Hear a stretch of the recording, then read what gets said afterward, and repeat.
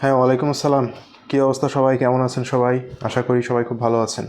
সবাই কি ঠিকমতো আমাকে শুনতে পাচ্ছেন এবং দেখতে পাচ্ছেন ভাইয়া? একটু কমেন্টে জানান তো যে সব কিছু ক্লিয়ার আছে কিনা, সব কিছু শোনা যাচ্ছে কিনা এবং দেখা যাচ্ছে কিনা। একটু ক্লিয়ার আমাকে একটু জানান কমেন্টে। ওকে, হ্যাঁ, ওয়ালাইকুম আসসালাম। ওকে, হ্যাঁ, ওকে। আচ্ছা, আজকে শেষ পর্যন্ত থাকার ট্রাই করবেন সবাই, ঠিক আছে? আজকে হচ্ছে সবাই শেষ পর্যন্ত থাকার ট্রাই করবেন, হ্যাঁ? ইম্পর্টেন্ট কিছু দিক নির্দেশনা আছে আপনাদের জন্যে। ওকে, তাহলে ইম্পর্টেন্ট কিছু ব্যাপার আছে আজকে। আজকে শেষ পর্যন্ত থাকার ট্রাই করবেন ক্লাসে, ওকে? আচ্ছা, সব কিছু ঠিক আছে, ভেরি গুড। আজকে আমরা পড়াশোনা করব। পড়াশোনার পাশাপাশি আপনাদের যে সমস্যাগুলো আছে সেই সমস্যাগুলোর সমাধানের উপায় এবং আমাদের সামনে যে প্ল্যান এটা নিয়ে একটু কথা বলবো। তো সেই কারণে আজকে একবারে শেষ পর্যন্ত থাকা জরুরি। ক্লিয়ার ভাইয়া? ওকে, আমরা সবাই ইনশাল্লাহ শেষ পর্যন্ত থাকবো আজকে। ওকে, ওকে, ঠিক আছে।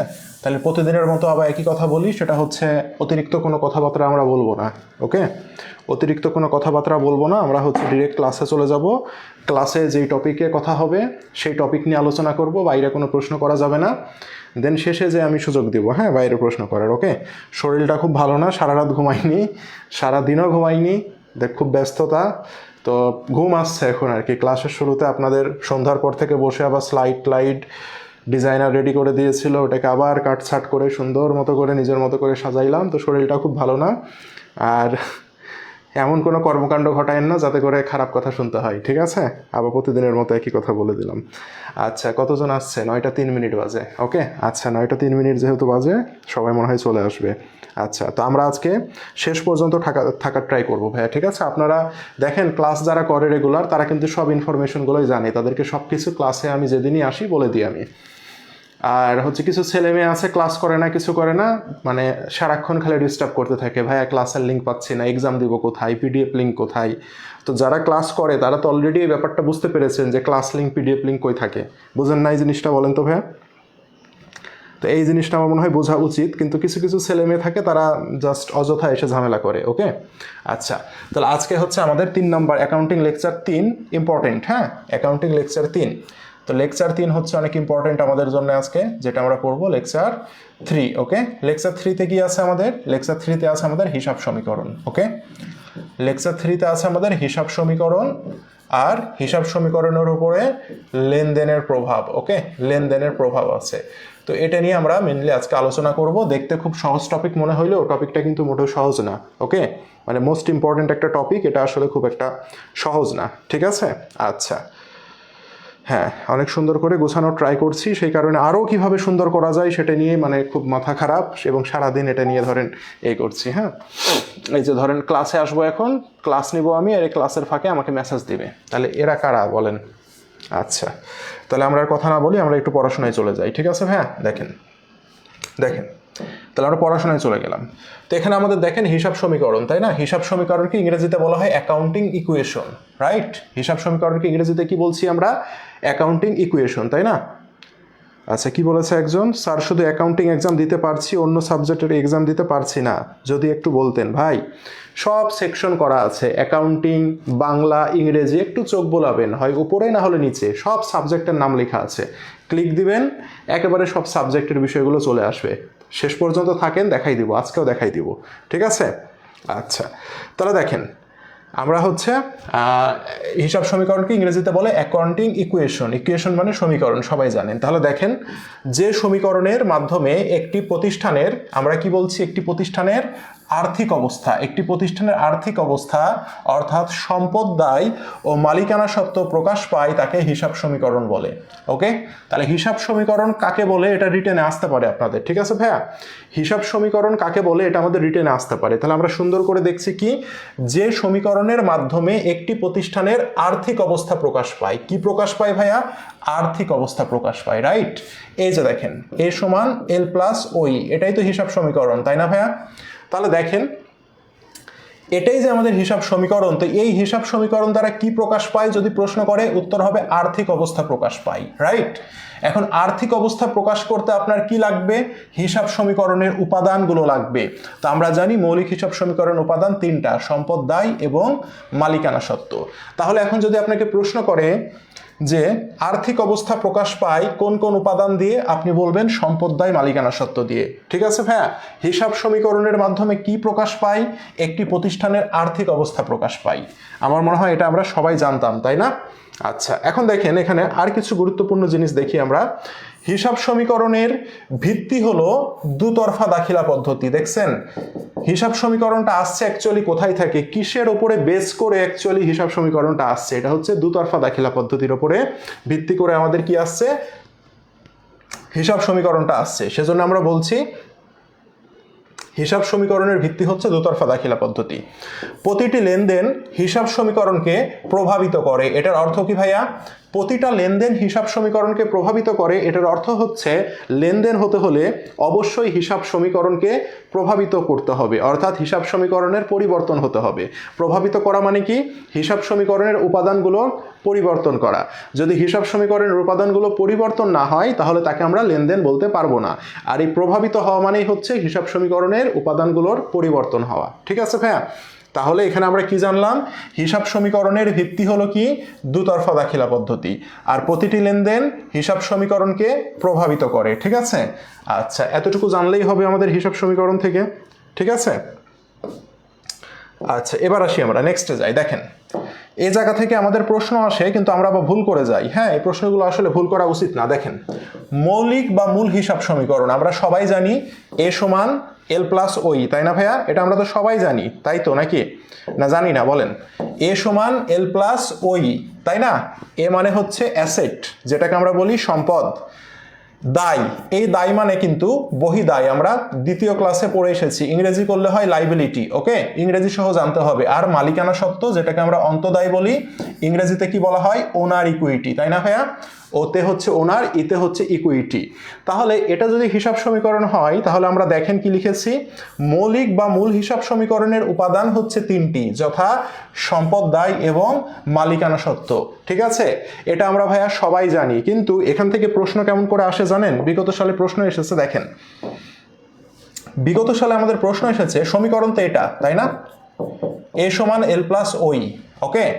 আচ্ছা ভাইয়া, এখন আমাকে বলেন তো এ মাইনাস এল সমান ওই, এটা কি রাইট না রং? বলেন তো, এটা রাইট না রং? আমাকে একটু বলেন। এই যে আমি এটা লিখলাম এক নাম্বারে যে আমি এটা লিখেছি, এটা সঠিক আছে না ভুল আছে? বলেন, এই এক নাম্বারটা সঠিক আছে না ভুল আছে? কে বলতে পারে দেখি ভাইয়া? এই যে এক নাম্বারে যেটা আছে এটা সঠিক আছে না ভুল আছে? কে বলতে পারে দেখি? বলেন তো ভাইয়া। রাইট আছে, ভেরি গুড। আমরা যদি এখন 2 নাম্বার দিই, 2 নাম্বারে আমরা যদি বলি এ মাইনাস ওই সমান এল, ভাইয়া এটা কি সঠিক আছে না ভুল আছে? বলেন, 2 নাম্বারটা সঠিক আছে না ভুল আছে? বলেন তো ভাইয়া দেখি, 2 নাম্বারটা সঠিক আছে না ভুল আছে? 2 নাম্বারটা রাইট আছে। ভাইয়া আমরা যদি এখন বলি এ প্লাস ওই সমান এল, বা আমরা যদি বলি এ মাইনাস এল সমান ওই, তাহলে ভাইয়া বলেন তো এই দুইটা কি সঠিক হইল না ভুল হইল? বলেন। 3 আর 4, ভাইয়া বলেন 3 আর 4 সঠিক আছে না ভুল হয়েছে? এই যে 3 আর 4 এটা সঠিক না ভুল? বলেন তো। 3 আর 4 প্লাস, প্লাস কি হয়? প্লাস হয় না কেন? এগুলো প্লাস, এটাকে সমানের এপাশে নিয়ে আসলে মাইনাস হবে। ঠিক আছে? তার মানে এগুলো হচ্ছে ভুল সমীকরণ, রাইট? তো আমাদের এখান থেকে প্রশ্ন আসবে নিচের কোনটি সঠিক সমীকরণ, নিচের কোনটি ভুল সমীকরণ। ঠিক আছে? আচ্ছা, এভাবে একটা প্রশ্ন আসবে। আশা করি আমরা এটা সবাই বুঝেছি। এখন ভাইয়া আরেকটা জিনিস আমরা বোঝার ট্রাই করি। ঠিক আছে? দেখেন এখন আমরা আরেকটা জিনিস বোঝার ট্রাই করি। সেটা কি? দেখেন অনেক সময় আপনাকে বলবে এ সমান ওই, ভাইয়া বলেন তো এটা রাইট না রং? বলেন তো ভাইয়া, এ সমান ওই এটা রাইট না রং আছে? বলেন তো দেখি। এই যে আমি লিখলাম ক নম্বর, হ্যাঁ, এই ক নম্বরটা কি রাইট না রং? বলেন।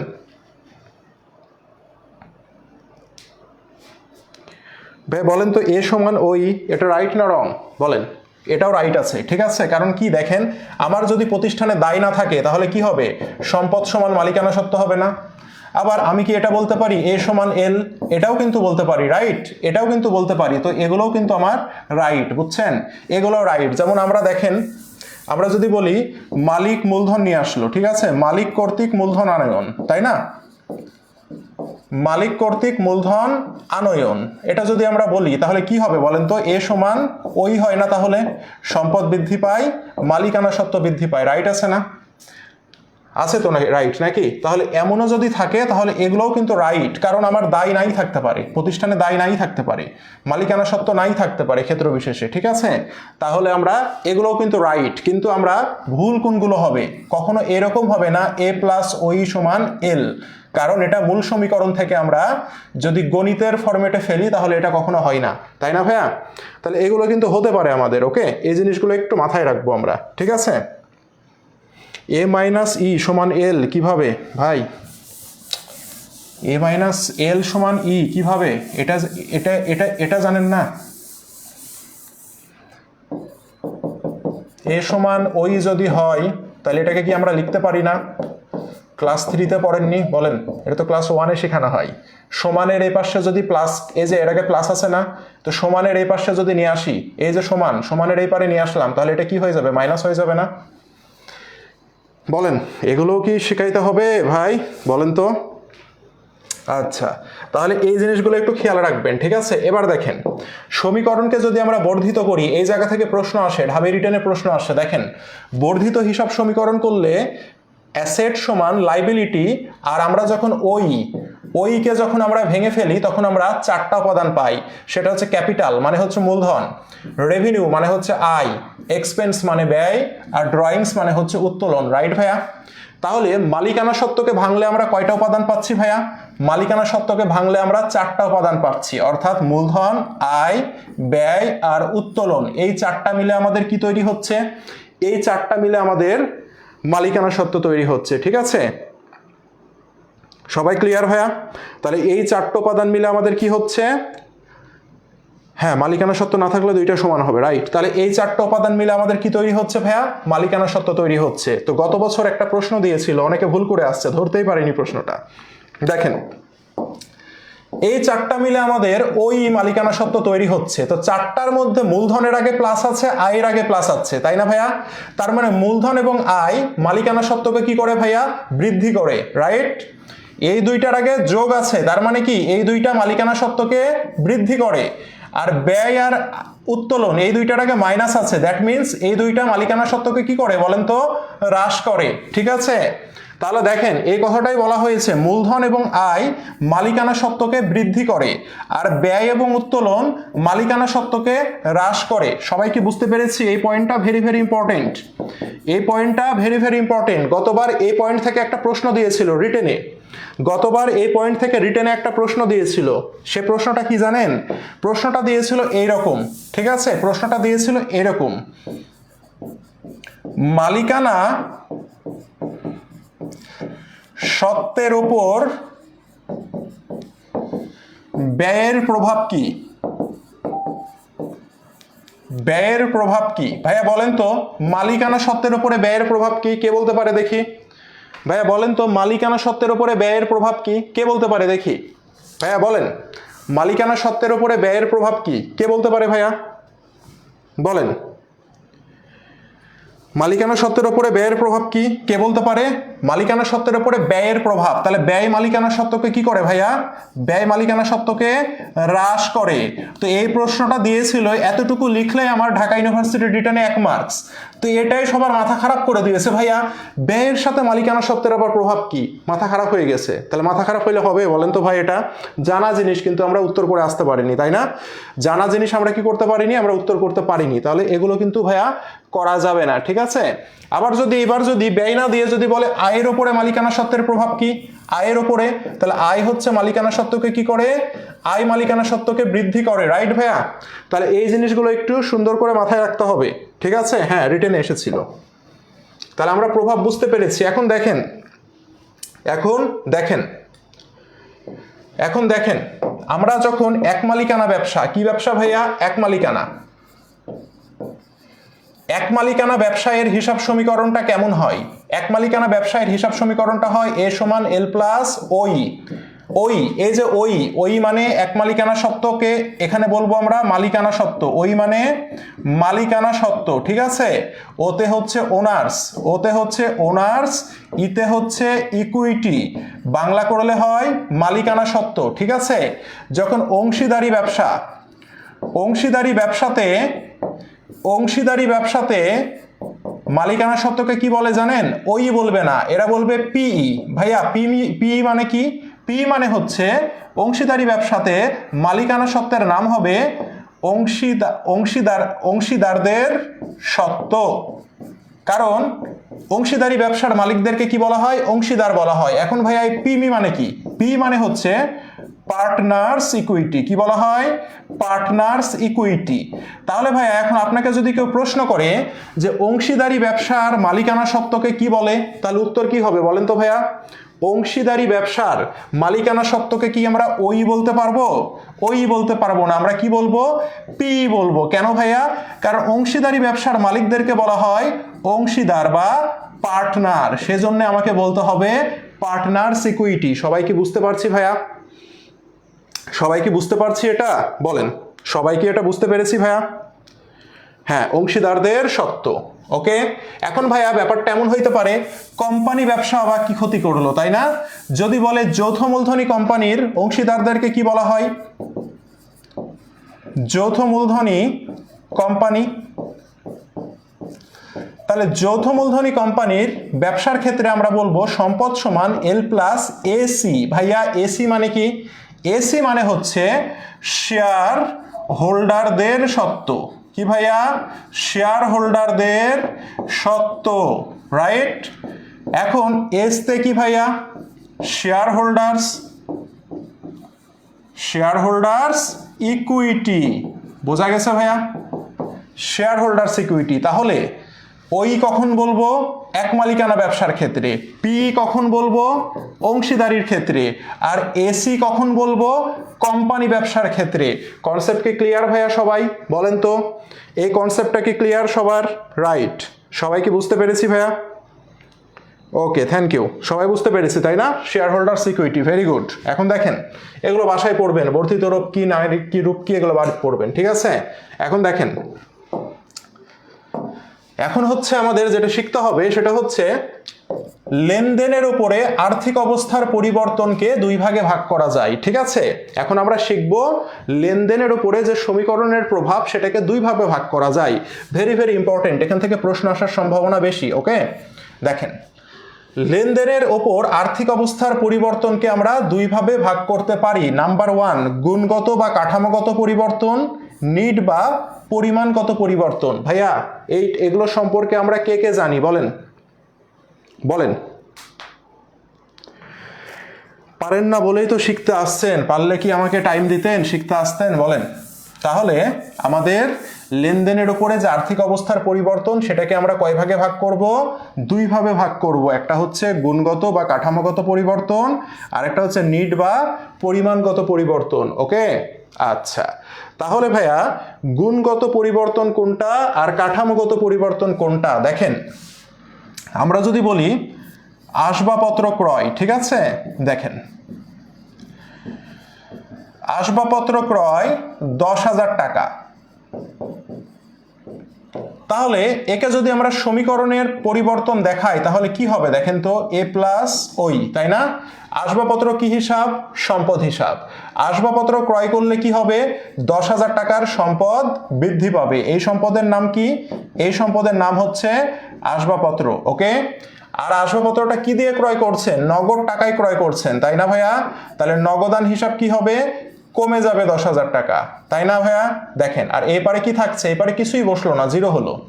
তাহলে দেখেন তো, কোনো লেনদেন দ্বারা যদি সমীকরণের যে কোনো এক পাশ হয় বাম পাশ, এটা বাম পাশ তাই না, না হয় শুধুমাত্র ডান পাশ, অর্থাৎ যদি শুধুমাত্র এক পাশের পরিবর্তন হয় তাহলে তার নাম হবে কি পরিবর্তন?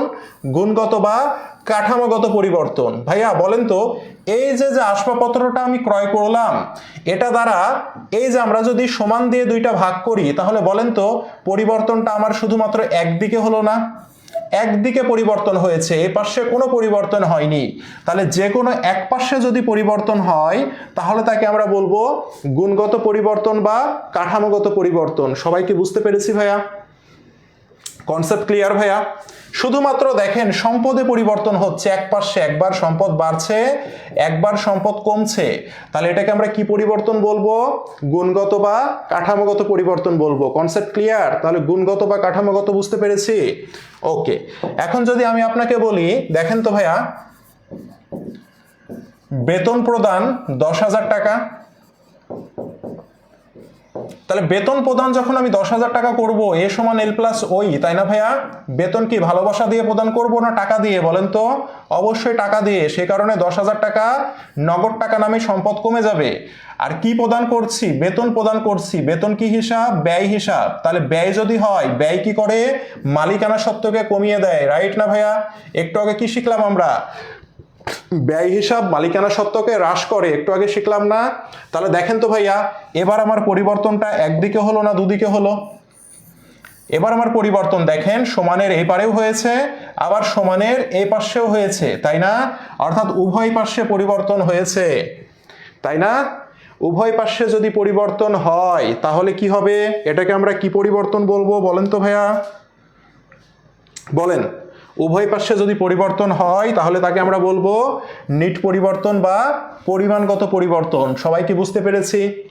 বেসিক কনসেপ্ট কি আমরা সবাই বুঝতে পেরেছি ভাইয়া? বলেন তো, বেসিক কনসেপ্ট কি আমরা সবাই বুঝতে পেরেছি? যদি একদিকে পরিবর্তন হয় তাহলে সেটা গুণগত পরিবর্তন বা কাঠামোগত পরিবর্তন, আর এই রকম যদি সমীকরণের এ পাশেও পরিবর্তন হয়, এই পাশেও পরিবর্তন হয়, তাহলে তাকে আমরা কি বলবো বলেন তো? তাহলে তাকে আমরা বলবো নিট বা পরিমাণগত পরিবর্তন। সবাই বুঝতে পেরেছি ভাইয়া? বলেন। Very good. না বুঝলে কিন্তু কপালে দুঃখ আছে ভাইয়া, হ্যাঁ? এই কনসেপ্টটা যদি না বুঝেন তাহলে কপালে দুঃখ আছে, কারণ এখান থেকে প্রশ্ন আসবে। আচ্ছা, এটা অনেকেই এইচএসসিতে শিখে আসছেন, তাই না? এখন দেখেন তো, এটাকে সুন্দর করে এখানে এবার লেখা আছে, হ্যাঁ, এখানে সুন্দর করে লেখা আছে, দেখেন হিসাব সমীকরণের যে কোনো এক পাশ প্রভাবিত হবে, তাহলে তাকে আমরা বলবো গুণগত বা কাঠামোগত পরিবর্তন। হিসাব সমীকরণের বা উদ্বৃত্ত পত্রের মোট যোগফলকে পরিবর্তন করে না, দিস ইজ দ্য পয়েন্ট। এখান থেকে প্রশ্ন হবে, এখান থেকে প্রশ্ন হবে, ঠিক আছে ভাইয়া? মনে রাখবেন, যদি সমীকরণের যে কোনো এক পাশে পরিবর্তন হয়, যদি সমীকরণের একদিকে পরিবর্তন হয়, তাহলে সেটি মোট যোগফলকে, উদ্বৃত্ত পত্রের মোট যোগফলকে বা আর্থিক অবস্থার মোট যোগফলকে পরিবর্তন করবে না। ভাইয়া কেমনে করবে না একটু উদাহরণ দেন। 10,000 টাকার আসবাবপত্র ক্রয়, ঠিক আছে? ধরেন আমার ব্যবসাতে এর আগে কোনো লেনদেন হয়নি, এটাই প্রথম লেনদেন, ওকে? তার মানে কি আমার সম্পদ দায় মালিকানা সত্ত্ব কিচ্ছু নাই, কিচ্ছু নাই মানে কি? জিরো আছে, এদিকেও জিরো, এদিকেও জিরো, ঠিক আছে? এবার ধরেন একটা লেনদেন হলো, লেনদেনটা কি? 10,000 টাকার আসবাবপত্র ক্রয়, তাহলে আমার কি হয়ে যাবে বলেন তো? 10,000 টাকা নামক আসবাবপত্র বেড়ে যাবে, 10,000 টাকা নামক নগদান হিসাব কমে যাবে, রাইট? এখন আমাকে বলেন, এই লেনদেনটাকে আমরা কি পরিবর্তন বলবো বলেন তো? এটা যেহেতু একদিকে পরিবর্তন হইলো, এটা কি পরিবর্তন? গুণগত পরিবর্তন না? তাহলে দেখেন প্লাস আর মাইনাস কি কাটাকাটি হয়, একদিকে যদি প্লাস থাকে মাইনাস থাকে তাহলে কাটাকাটি হয়, কাটাকাটি হয়ে কি হলো? জিরো হয়ে গেল। সমান চিহ্ন দেন, এপারে তো কিছুই হয়নি, তার মানে জিরো। দেখেন বছরের শুরুতেও 0 টাকা ছিল, বছরের শেষেও 0 টাকায় থেকে গেল। তাহলে আমাকে বলেন, উদ্বৃত্ত পত্রের বা আর্থিক অবস্থার কি কোনো যোগফলের পরিবর্তন হয়েছে? যোগফল আগেও 0 ছিল, যোগফল এখনো 0 আছে। সবাই কি বুঝতে পেরেছি ভাইয়া? বলেন তো, সবাই কি বুঝতে পেরেছি? কোনো কি হ্রাস বৃদ্ধি হয়েছে? যোগফলের কি কোনো পরিবর্তন হয়েছে? বলেন তো, বলেন। কোনো হ্রাস বৃদ্ধি হয়েছে? যোগফলের পরিবর্তন হয়েছে? হয়নি। তাহলে এই পয়েন্টটা থেকে প্রশ্ন আসবে। আপনাকে কখনো ইউনিভার্সিটিতে প্রশ্ন করবে না নিচের কোনটি গুণগত পরিবর্তন বা নিচের কোনটি কাঠামোগত পরিবর্তন। সাধারণত অ্যাডমিশনে এই টাইপের প্রশ্ন আসে না। আপনাকে বলবে নিচের কোন লেনদেনটি দ্বারা উদ্বৃত্ত পত্রের সমষ্টি প্রভাবিত হবে না। প্রভাবিত হবে না মানে কি? কোনটি গুণগত পরিবর্তন সেটা আপনাকে বের করতে হবে। গুণগত পরিবর্তন হলে উদ্বৃত্ত পত্রের সমষ্টি প্রভাবিত হয় না বা যোগফল প্রভাবিত হয় না। সবাই কি বুঝতে পেরেছি ভাইয়া? বলেন। যদি বুঝতে পারি তাহলে এবার একটা উত্তর করেন দেখি, কেমন বুঝলেন? উত্তর করেন দেখি। আচ্ছা দাঁড়ান আরেকটু শেষ করে নিই। এবার দেখেন আমাদের নিট পরিবর্তন কি? সমীকরণের দুই পার্শ্বের উপাদানকেই প্রভাবিত করে। দুই পার্শ্বের উপাদানকে প্রভাবিত করে মানে কি? দুই পার্শ্বের পরিবর্তন হয়, রাইট? এখন হিসাব সমীকরণের উদ্বৃত্ত পত্রের মোট যোগফলকে পরিবর্তন করে। তাহলে মোট যোগফলকে পরিবর্তন করে কে ভাইয়া? মোট যোগফলকে বা মোট সমষ্টিকে পরিবর্তন করে হচ্ছে নিট বা পরিমাণগত পরিবর্তন। ওকে, আচ্ছা এবার দেখি আমরা তাহলে একটা লেনদেন লিখি, যে কোনো একটা লেনদেন লিখি। সাপোজ ধরেন একটা লেনদেন লিখি, পণ্য বিক্রয় 10,000 টাকা। ওকে, পণ্য বিক্রয় 10,000 টাকা। এখন ধরেন আমার বছরের শুরুতে প্রথম লেনদেন হয়েছে, কোনো লেনদেন নাই, তাহলে এখানেও জিরো ছিল, এই পাশেও জিরো আছে। এখন একটা লেনদেন হয়ে গেল, তাহলে এটাকে এখন সমীকরণে প্রভাব দেখাই। পণ্য বিক্রয়, নগদে বিক্রয় করেছি, কিছু বলা নাই, তার মানে নগদ টাকা বেড়ে গেল। আর কি করেছি? বিক্রয় করেছি, তাহলে আয় হয়েছে। আয় হইলে কি হবে? মালিকানা সত্ত্ব বেড়ে যাবে, তাই না ভাইয়া? তাহলে ভাইয়া দেখেন তো, বছর শেষে যদি আমরা হিসাব করি, বছর শেষে আমার এখানে 10,000 টাকা থাকলো, এরপরেও আমার কত টাকা থাকলো? 10,000 টাকা থাকলো। তাহলে ভাইয়া দেখেন তো, উদ্বৃত্ত পত্রের বা সমীকরণের সমষ্টি কি প্রভাবিত হয়েছে না? আগে ছিল আমার 0 টাকা, একটা লেনদেনকে আমি লিপিবদ্ধ করলাম, এই লেনদেন লিপিবদ্ধ করার ফলে দেখেন তো যোগফল কি হয়ে গেছে? 0 থেকে 10,000 হয়ে গেছে, 0 থেকে 10,000 হয়ে গেছে। তার মানে কি বলেন তো ভাইয়া, পরিবর্তন হলো না? সমষ্টি কি পরিবর্তন হয়েছে? সমষ্টি পরিবর্তন হয়েছে।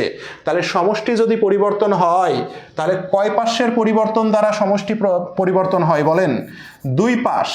যদি দুই পার্শ্বের পরিবর্তন হয়, তাহলে উদ্বৃত্ত পত্রের কি হবে? যোগফল বা সমষ্টি কি হবে? পরিবর্তন হবে। আর যদি এক পাশ পরিবর্তন হয়, তাহলে কি হবে না ভাইয়া? উদ্বৃত্ত পত্রের সমষ্টি কি হবে না? পরিবর্তন হবে না। ক্লিয়ার ভাইয়া? তাহলে এক পাশের পরিবর্তনকে আমরা গুণগত বলবো, দুই পাশের পরিবর্তনকে নিট বা পরিমাণগত বলবো। সবাই কি বুঝতে পেরেছি ভাইয়া? সবাই কি বুঝতে পেরেছি? এখন সবাই যদি বুঝি, আমি একটা প্রশ্ন দিব, এটার উত্তর করতে হবে, ঠিক আছে? আমি এবার একটা প্রশ্ন দিই, উত্তর করেন সবাই। দেখেন, নিচের কোনটি দ্বারা, হ্যাঁ দেখেন, আগে লিখবো, বলতে বললে বলবেন, হ্যাঁ, নিচের কোনটি দ্বারা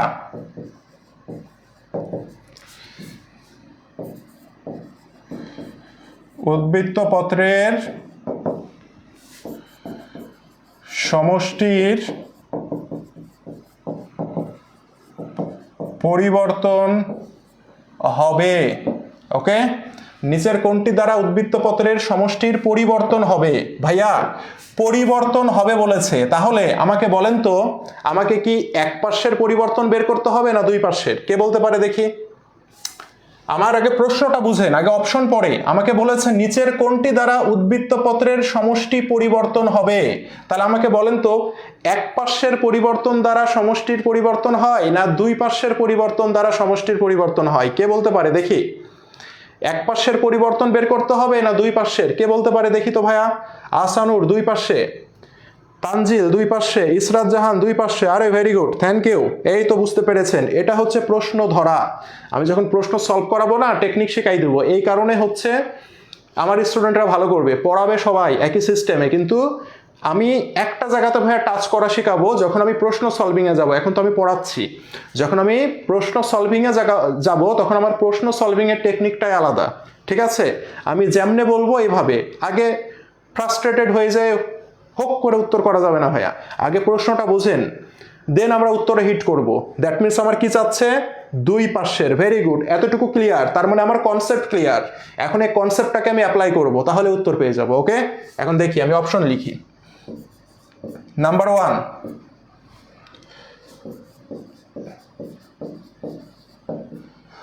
দেনাদার হতে আদায় 10,000 টাকা। নাম্বার 2, আগে অপশন লেখার পরে বলবেন।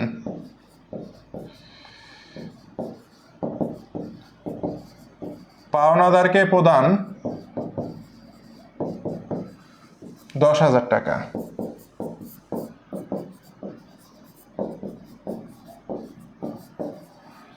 যন্ত্রপাতি বিক্রয় 5,000 টাকা।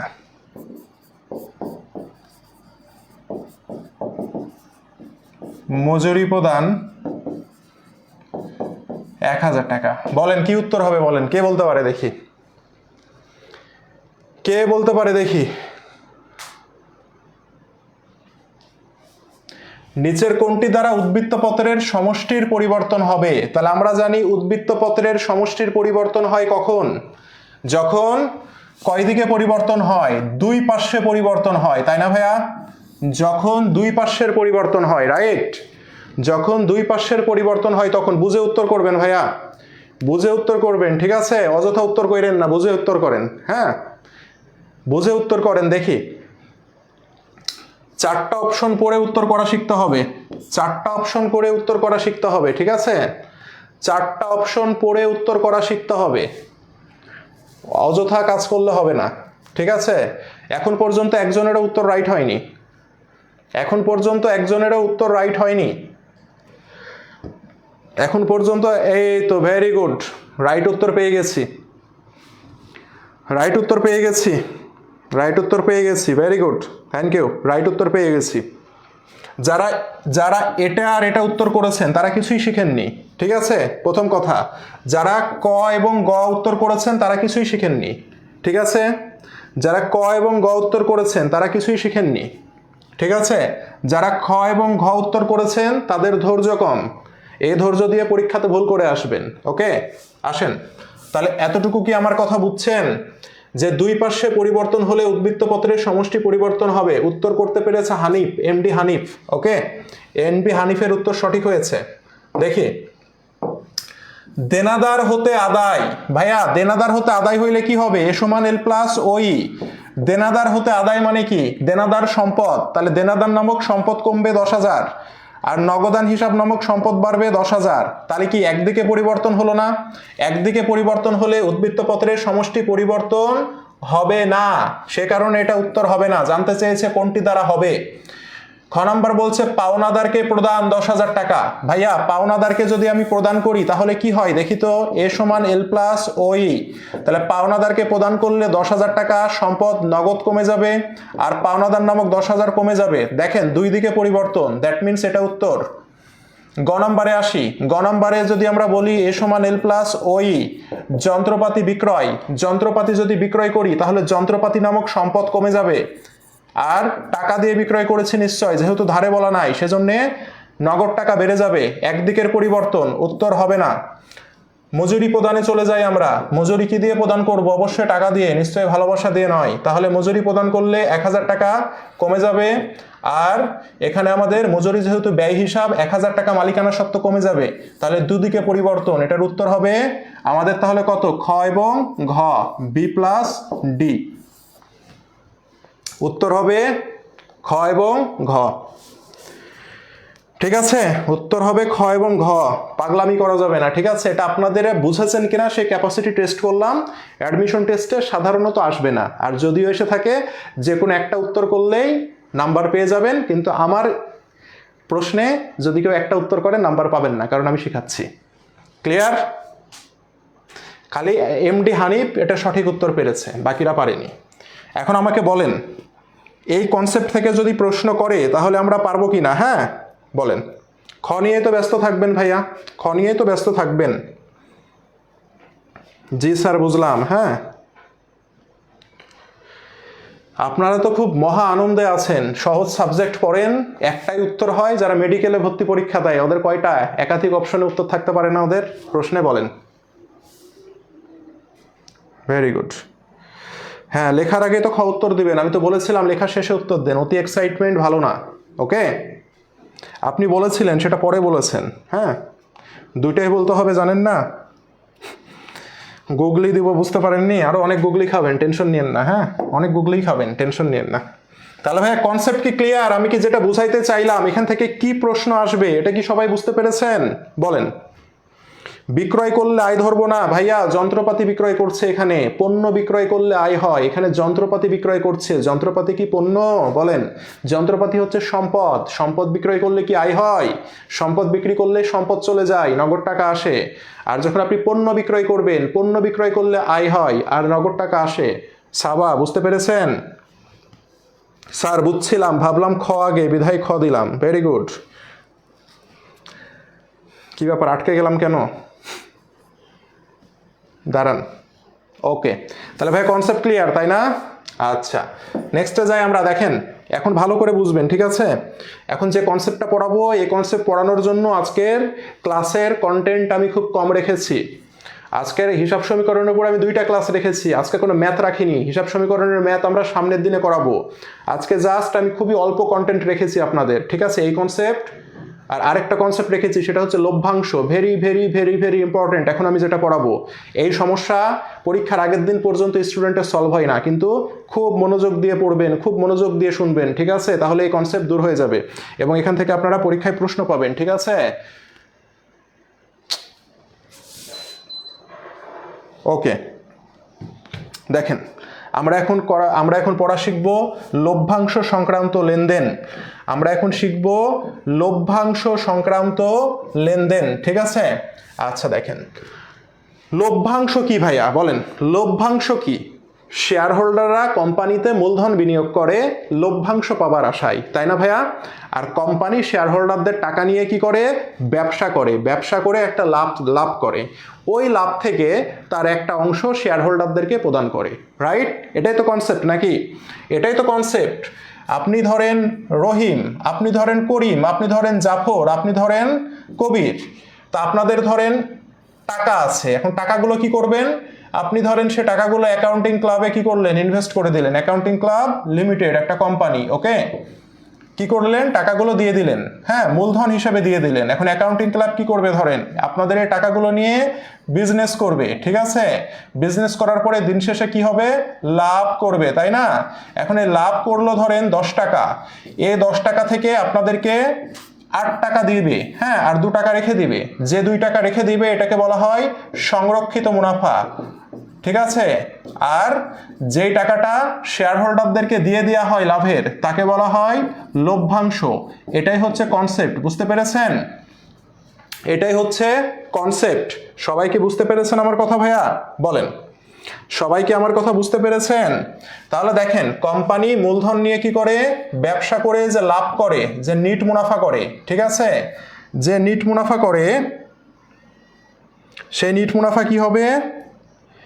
সেই নিট মুনাফা করে, সেই নিট মুনাফার কি হবে বলেন? সেই নিট মুনাফার একটা অংশ, সেই নিট মুনাফার একটি অংশ কি করে? সে লভ্যাংশ হিসাবে শেয়ার হোল্ডারদেরকে প্রদান করে। আর আরেকটি অংশ সে কি করে? আর আরেকটি অংশ সে সংরক্ষণ করে রাখে, ঠিক আছে? সংরক্ষণ করে, ঠিক আছে? ওকে, আমার কনসেপ্ট কি বোঝা গেল? এখন আমাকে একটু কষ্ট করে বলেন দেখি, আমাকে একটু কষ্ট করে বলেন। দাঁড়ান, একটা রিপ্লাই দিয়ে নি, হ্যাঁ।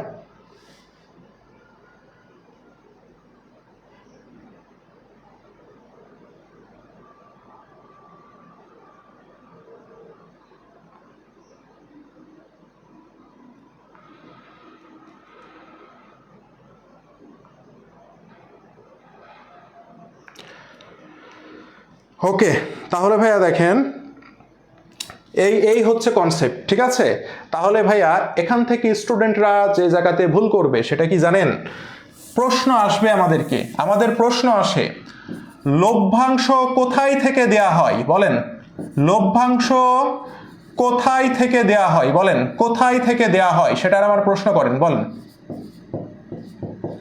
বলেন, লভ্যাংশ কোথায় থেকে দেয়া হয়? কে উত্তর করতে পারে দেখি? হ্যাঁ, গত ক্লাসে শিখেছেন, ভেরি গুড। বলেন ভাইয়া, লভ্যাংশ কোথায় থেকে দেয়া হয়? কে উত্তর করতে পারে ভাইয়া দেখি তো? যদি পরীক্ষায় প্রশ্ন করে লভ্যাংশ প্রদান করা হয় কোথায় থেকে, কে বলতে পারে দেখি? নিট মুনাফা থেকে। Very good, very good, thank you Aditya Singh. Net মুনাফা থেকে, ভেরি গুড, ভেরি গুড। লভ্যাংশ তাহলে দেওয়া হয় কোথায় থেকে? লভ্যাংশ দেওয়া হয় নিট মুনাফা থেকে, রাইট? লভ্যাংশ দেওয়া হয় নিট মুনাফা থেকে। কিন্তু আমরা ভুল করব কোথায় জানেন? সবাই জানে নিট মুনাফা থেকে লভ্যাংশ দেওয়া হয়। আমাকে যদি বলে লভ্যাংশ ঘোষণা করা হয় কোথায় থেকে, তাহলে উত্তর কি হবে বলেন তো ভাইয়া?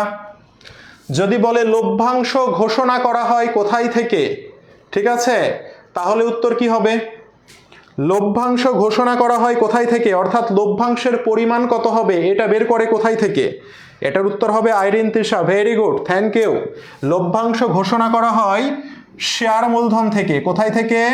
শেয়ার মূলধনের উপরে, ওকে, শেয়ার মূলধনের উপরে কি করা হয়? শেয়ার মূলধনের উপরে লভ্যাংশটাকে আমরা ঘোষণা করি, ওকে। আর লভ্যাংশটা আমরা প্রদান করি কই থেকে? লভ্যাংশটা প্রদান করি আমরা নিট লাভ বা নিট মুনাফা থেকে। কনসেপ্ট ক্লিয়ার ভাইয়া? কনসেপ্ট কি ক্লিয়ার? আমি যখন লভ্যাংশের ম্যাথ করাবো এই কনসেপ্টটা লাগবে, ওকে। আমরা সবাই ভুল করি, যখন বলে লভ্যাংশ নির্ণয় করো, লভ্যাংশ নির্ণয় করো, এই লভ্যাংশ নির্ণয় আর ঘোষণা একই জিনিস, সেটা কই থেকে করতে হবে? মূলধন থেকে। আমাদের প্রশ্নে নিট লাভও দেওয়া থাকে, আমরা নিট লাভের উপরে পার্সেন্টেজ করে দিই, করলেই উত্তরে 0 পাবো একটা করে, ঠিক আছে? ক্লিয়ার? Okay, thank you. তাহলে এটা হচ্ছে আমাদের বেসিক আলোচনা গেল। এখন দেখেন, কোম্পানি সাধারণত দুইভাবে লভ্যাংশ প্রদান করতে পারে। কয়ভাবে ভাইয়া? দুইভাবে। একটা হচ্ছে নগদ আর একটা হচ্ছে স্টক। স্টক লভ্যাংশকে বলে শেয়ার লভ্যাংশ অথবা রাইট শেয়ার, নাম শুনেছেন ভাইয়া? অথবা কি ভাইয়া? অথবা হচ্ছে রাইট শেয়ার, ওকে। তাহলে দেখেন, কোম্পানি দুইভাবে লভ্যাংশ দিতে পারে, একটা হচ্ছে নগদ টাকা দিয়ে, আর কোম্পানি যখন তারল্য সংকট থাকে, তারল্য সংকট মানে কি ভাইয়া? কোম্পানির যখন হাতে টাকা থাকে না, আর্থিক অবস্থা যদি খারাপ হয়, তারল্য সংকটে থাকে, তখন কোম্পানি কি করে? নগদ টাকা দেওয়ার পরিবর্তে শেয়ার হোল্ডারদেরকে কি করে ফেলে? আপনার শেয়ার দিয়ে লভ্যাংশ প্রদান করে। আর শেয়ার দিয়ে যখন লভ্যাংশ প্রদান করা হয় তখন ইংরেজিতে তাকে বলা হয় স্টক লভ্যাংশ, শেয়ার লভ্যাংশ বা রাইট শেয়ার। কনসেপ্ট কি ক্লিয়ার ভাইয়া? বলেন। তাহলে আমরা লভ্যাংশ দিতে পারবো কয়ভাবে? দুইভাবে, একটা হচ্ছে নগদ টাকায় আর একটা হচ্ছে স্টক দিয়ে, স্টক বা শেয়ার দিয়ে, যেটাকে আমরা কি বলি? যেটাকে আমরা বলি রাইট শেয়ার। কনসেপ্ট ক্লিয়ার ভাইয়া? বলেন। কনসেপ্ট ক্লিয়ার সবাই? ওকে। ও সরি মিস্টেক করছে, রাইট শেয়ার কেন বলছি, সরি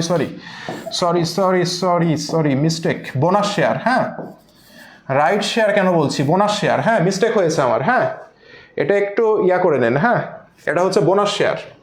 স্টক লভ্যাংশ মানে হচ্ছে বোনাস শেয়ার, রাইট শেয়ার না, বোনাস শেয়ার, ঠিক আছে ভাইয়া? একটু মিস্টেক হয়েছে, ঠিক আছে, বোনাস শেয়ার, রাইট না, বোনাস শেয়ার। রাইট শেয়ার কি জিনিস পরে আমি বলে দিচ্ছি, বোনাস শেয়ার, ঠিক আছে? তাহলে লভ্যাংশ দেওয়া হয় বোনাস শেয়ার দিয়ে, ঠিক আছে, রাইট শেয়ার না, ওকে। তাহলে আমরা এই দুইটা কনসেপ্ট বুঝতে পেরেছি, হ্যাঁ। এখন ভাইয়া এটা কেন পড়াচ্ছি, তাই না? প্রশ্ন তো এখানে, এটা কেন পড়াচ্ছি, তার কারণ হচ্ছে এখন আমরা শিখব এই লভ্যাংশ সংক্রান্ত যে লেনদেনগুলো আছে, এই লভ্যাংশ সংক্রান্ত লেনদেনগুলোর উপরে সমীকরণের প্রভাব শিখবো আমরা এখন, ঠিক আছে? আমরা এখন শিখবো সমীকরণের প্রভাব কিসের উপরে? লভ্যাংশ সংক্রান্ত লেনদেনগুলোর উপরে, ওকে ভাইয়া? ভাইয়া আবার একটু বলেন, কি বলবো রে ভাই আবার? হ্যাঁ, কি বলবো? না, ঘুম ধরলে সমস্যা নাই, ক্লাস নিলে যত ঘুম চলে যায় সব, বুঝছেন? সেটা ফ্যাক্ট না, ফ্যাক্ট হচ্ছে আমি একটু অন্য চিন্তা করছিলাম, ঠিক আছে? দেখেন, লভ্যাংশ সংক্রান্ত তারিখ, লভ্যাংশ সংক্রান্ত তারিখ আছে 3টা, ঠিক আছে? আপনি যে লভ্যাংশ দিবেন আপনাকে 3টা তারিখ ফলো করতে হবে। কয়টা? 3টা তারিখ। নাম্বার 1, লভ্যাংশ ঘোষণার তারিখ, একে বলা হয় ডিক্লিয়ারেশন ডেট, ওকে, ডিক্লিয়ারেশন ডেট, ওকে। এরপরে লিপিবদ্ধকরণের তারিখ, এই লিপিবদ্ধকরণ মানে কি বলেন তো? রেকর্ডিং, তাই না ভাইয়া? একে বলা হয় রেকর্ডিং ডেট, ওকে। আর নাম্বার 3, প্রদানের তারিখ, একে বলা হয়, লভ্যাংশটাকে আমি কি করব? পে করে দিব, ঠিক আছে? লভ্যাংশ পেমেন্ট করে দিব, ঠিক আছে ভাইয়া? তাহলে দেখেন, লভ্যাংশ লিপিবদ্ধকরণের সাথে 3টা তারিখ জড়িত, ঠিক আছে? খুব ভালো করে আমার কথা শোনেন ভাইয়া। লভ্যাংশ লিপিবদ্ধকরণের সাথে, লভ্যাংশের সাথে 3টা তারিখ জড়িত, ওকে। হ্যাঁ, বোনাস শেয়ার রাইট শেয়ারের পার্থক্য বলে দিচ্ছি, ধৈর্য ধরেন, হ্যাঁ, ধৈর্য ধরেন। তাহলে লভ্যাংশ প্রদানের সাথে আমাদের কয়টা তারিখ জড়িত? 3টা তারিখ জড়িত, ওকে। আচ্ছা, এখন এই 3টা তারিখ কি কি? একটা হচ্ছে ঘোষণার তারিখ, লিপিবদ্ধকরণের তারিখ আর প্রদানের তারিখ। ওকে, তার মধ্যে এই ঘোষণার তারিখ আর প্রদানের তারিখ, এই দুই তারিখে কি হয়, লেনদেন সংগঠিত হয়। ঠিক আছে, এই দুই তারিখে লেনদেন সংগঠিত হয়। ওকে, লেনদেন কি হয়, সংগঠিত হয়। ঠিক আছে, আর লিপিবদ্ধকরণের তারিখে কোনো লেনদেন সংগঠিত হয় না, এখানে জাস্ট লিপিবদ্ধ করা হয় কে কত টাকা লভ্যাংশ পাবে না পাবে এগুলো, এই তারিখে কোনো লেনদেন হয় না। সে কারণে যেহেতু লেনদেন হয় না, লিপিবদ্ধকরণের তারিখে কোনো জাবেদাও হবে না। তাহলে লেনদেন সংগঠিত হয় কোন কোন তারিখে, ঘোষণার তারিখে আর প্রদানের তারিখে। সেই কারণে আমরা ঘোষণার তারিখে জাবেদা দিব এবং প্রদানের তারিখে জাবেদা দিব। সবাই কি বুঝতে পেরেছি ভাইয়া? বলেন, সবাই কি বুঝতে পেরেছি?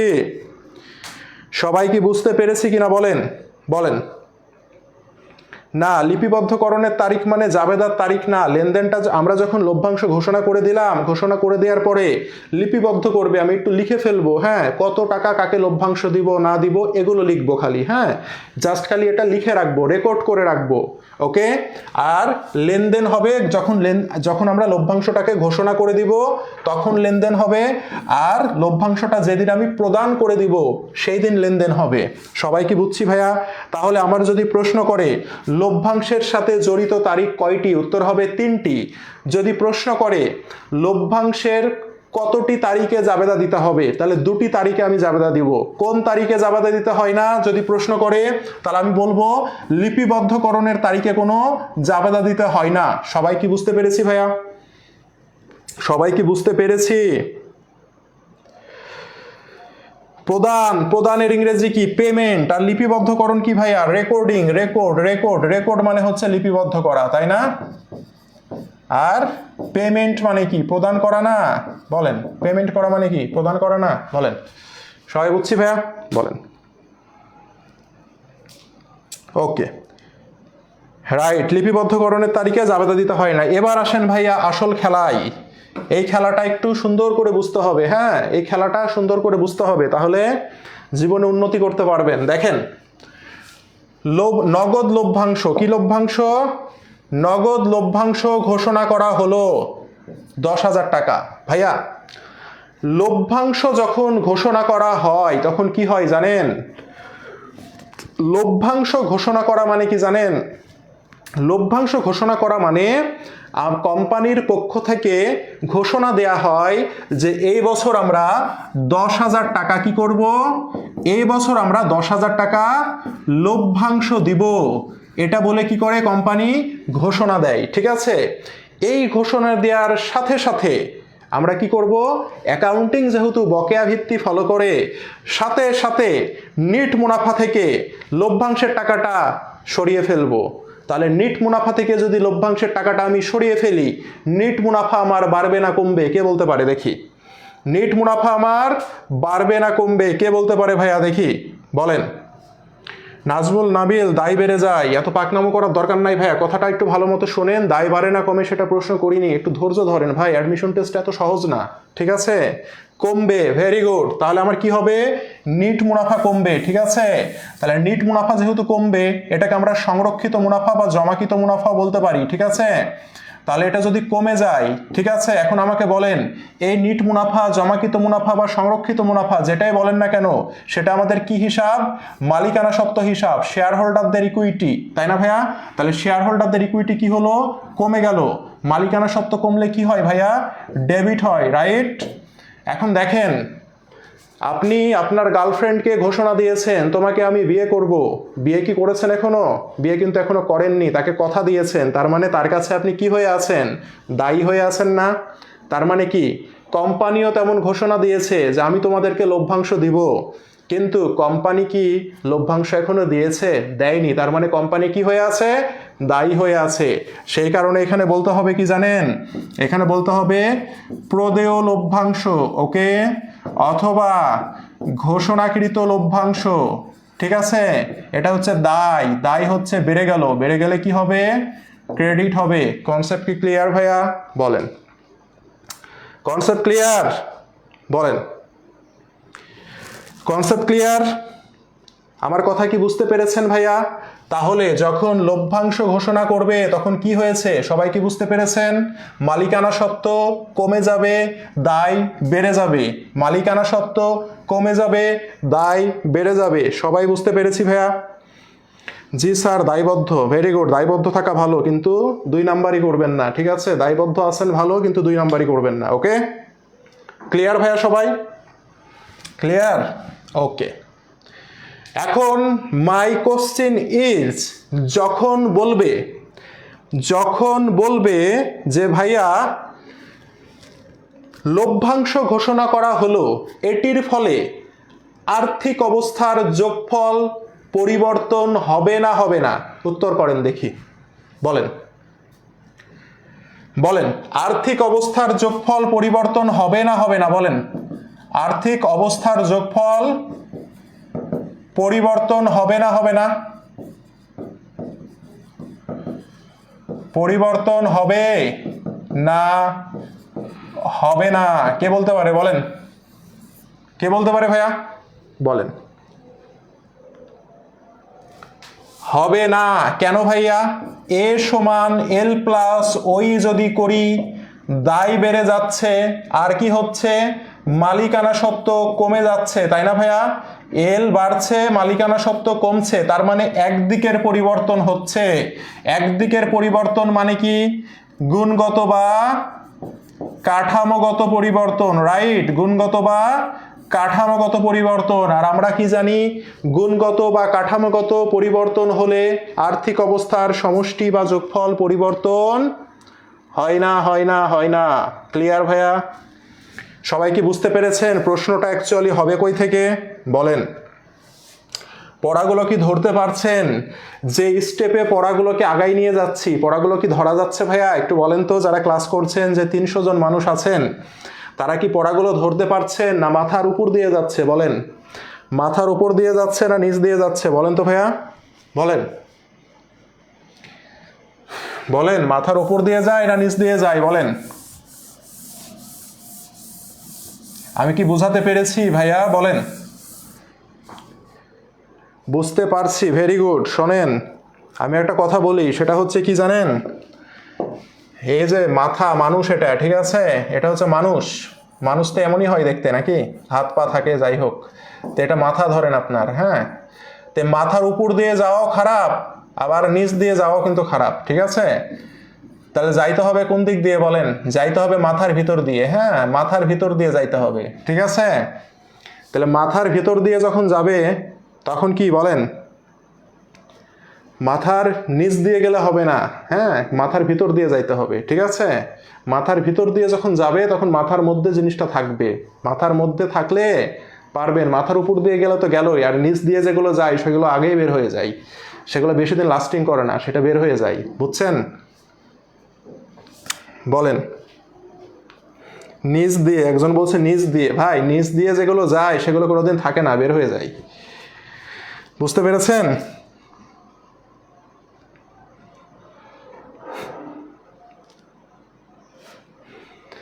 আমার একটু বুঝতে কষ্ট হয়, এরপরেও কেন কষ্ট হবে? আমার কথাতেই তো সব বলে দিচ্ছি, তারপরেও কেন কষ্ট হবে রে ভাই? তারপরেও কেন কষ্ট হবে? বলেন। হ্যাঁ, একদিক দিয়ে ঢুকে একদিক দিয়ে বের হয়। Very good. আপনি ক্লাস করালে বুঝি, পরে ভুলে যায়। পরে যা আর পড়েন না, পরে আর পড়েন না যে ভাইয়া, সে কারণে ভুলবেন। খুবই স্বাভাবিক। আমি কেন, লুকা প্যাসিওলি আসলেও আপনি ক্লাস করলে বুঝবেন, পরে ভুলে যাবেন। কারণ একবার পড়লে বাড়িতে এটাতে সময় দেন। 2 ঘন্টার একটা ক্লাস নিলে অন্তত 3 ঘন্টা সময় দেন, তারপরে দেখেন বলেন কিনা, ঠিক আছে? মাথাই নষ্ট, তাই না? ওকে, যাই হোক। ভেতর দিয়ে গিয়ে আটকে যাচ্ছে। আপনি যে কথা বলেছেন এই কথা বিশ্লেষণ করলে অন্যরকম ঘটনা তৈরি হবে। আর না বলি, দেখেন, তাহলে এটা আমি আরেকবার বলি।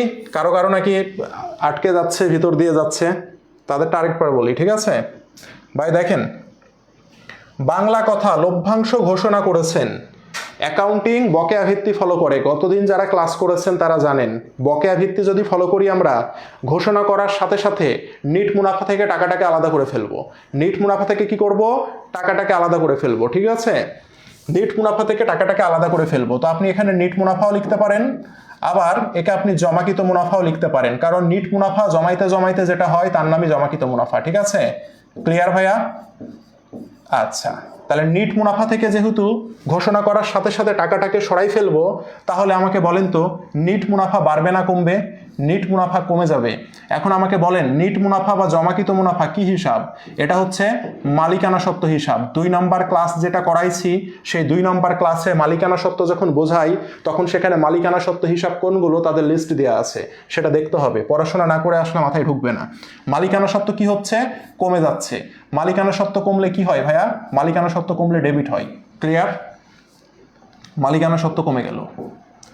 এখন আপনি লভ্যাংশ কি করেছেন ভাইয়া? ঘোষণা করেছেন। ঠিক আছে, ঘোষণা করা মানে কি? কথা দিয়েছেন। ওই যে বললাম না, গার্লফ্রেন্ডকে কথা দিয়েছেন যে তোমাকে আমি বিয়ে করব। তো বিয়ে করবেন, কথা দিয়েছেন, তার মানে কি তার কাছে দায়বদ্ধ হয়ে আছেন না? বিয়ে কি করেছেন? এখনো করেননি। তো এরাও শেয়ার হোল্ডারদেরকে বলেছে তোমাকে আমি লভ্যাংশ দিব, ঘোষণা দিয়েছে কিন্তু এখনো দেয়নি। দ্যাট মিনস দায় বেড়ে গেছে, দায়বদ্ধ হয়ে গেছে। সে দায়ের নাম কি? সে দায়ের নাম হচ্ছে প্রদেয় লভ্যাংশ। ওকে, সে দায়ের নাম হচ্ছে প্রদেয় লভ্যাংশ বা ঘোষণাকৃত লভ্যাংশ। ক্লিয়ার? যে কোনো একটা বললেই হবে। ওকে, তাহলে এটা কি? দায়বদ্ধ হয়ে গেলেন, দ্যাট মিনস দায় বেড়ে গেল। দায় বাড়লে কি হয়? দায় বাড়লে ক্রেডিট হয়। বলেন, এর চেয়ে আর সহজে বোঝানো যায় ভাইয়া? এর চেয়ে কি আর সহজে বোঝানো যায়? আমাকে একটু বলেন তো দেখি, বলেন বলেন। সবাই কি বুঝতে পেরেছেন আমার কথা ভাইয়া? বলেন।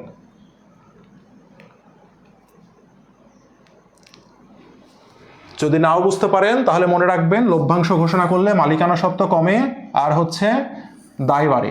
ওকে, সবাই কি বুঝছেন? কি ব্যাপার, কমেন্ট দেখি না কেন কারো? নেটে প্রবলেম করছে একটু, ল্যাপটপের স্ক্রিনে তো আটকে গেছে আগেই।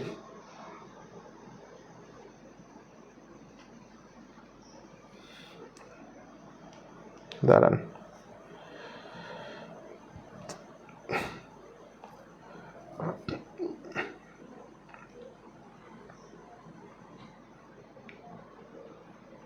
আহা নেট চলে গেছে, ওয়েট। আচ্ছা, নেট আছে কিনা আমি বুঝতে পারছি না। হ্যাঁ, আমার এই ফোনটাতে চলে গেছে, লাইন পাচ্ছে না। একটু ওয়েট করেন। হ্যাঁ,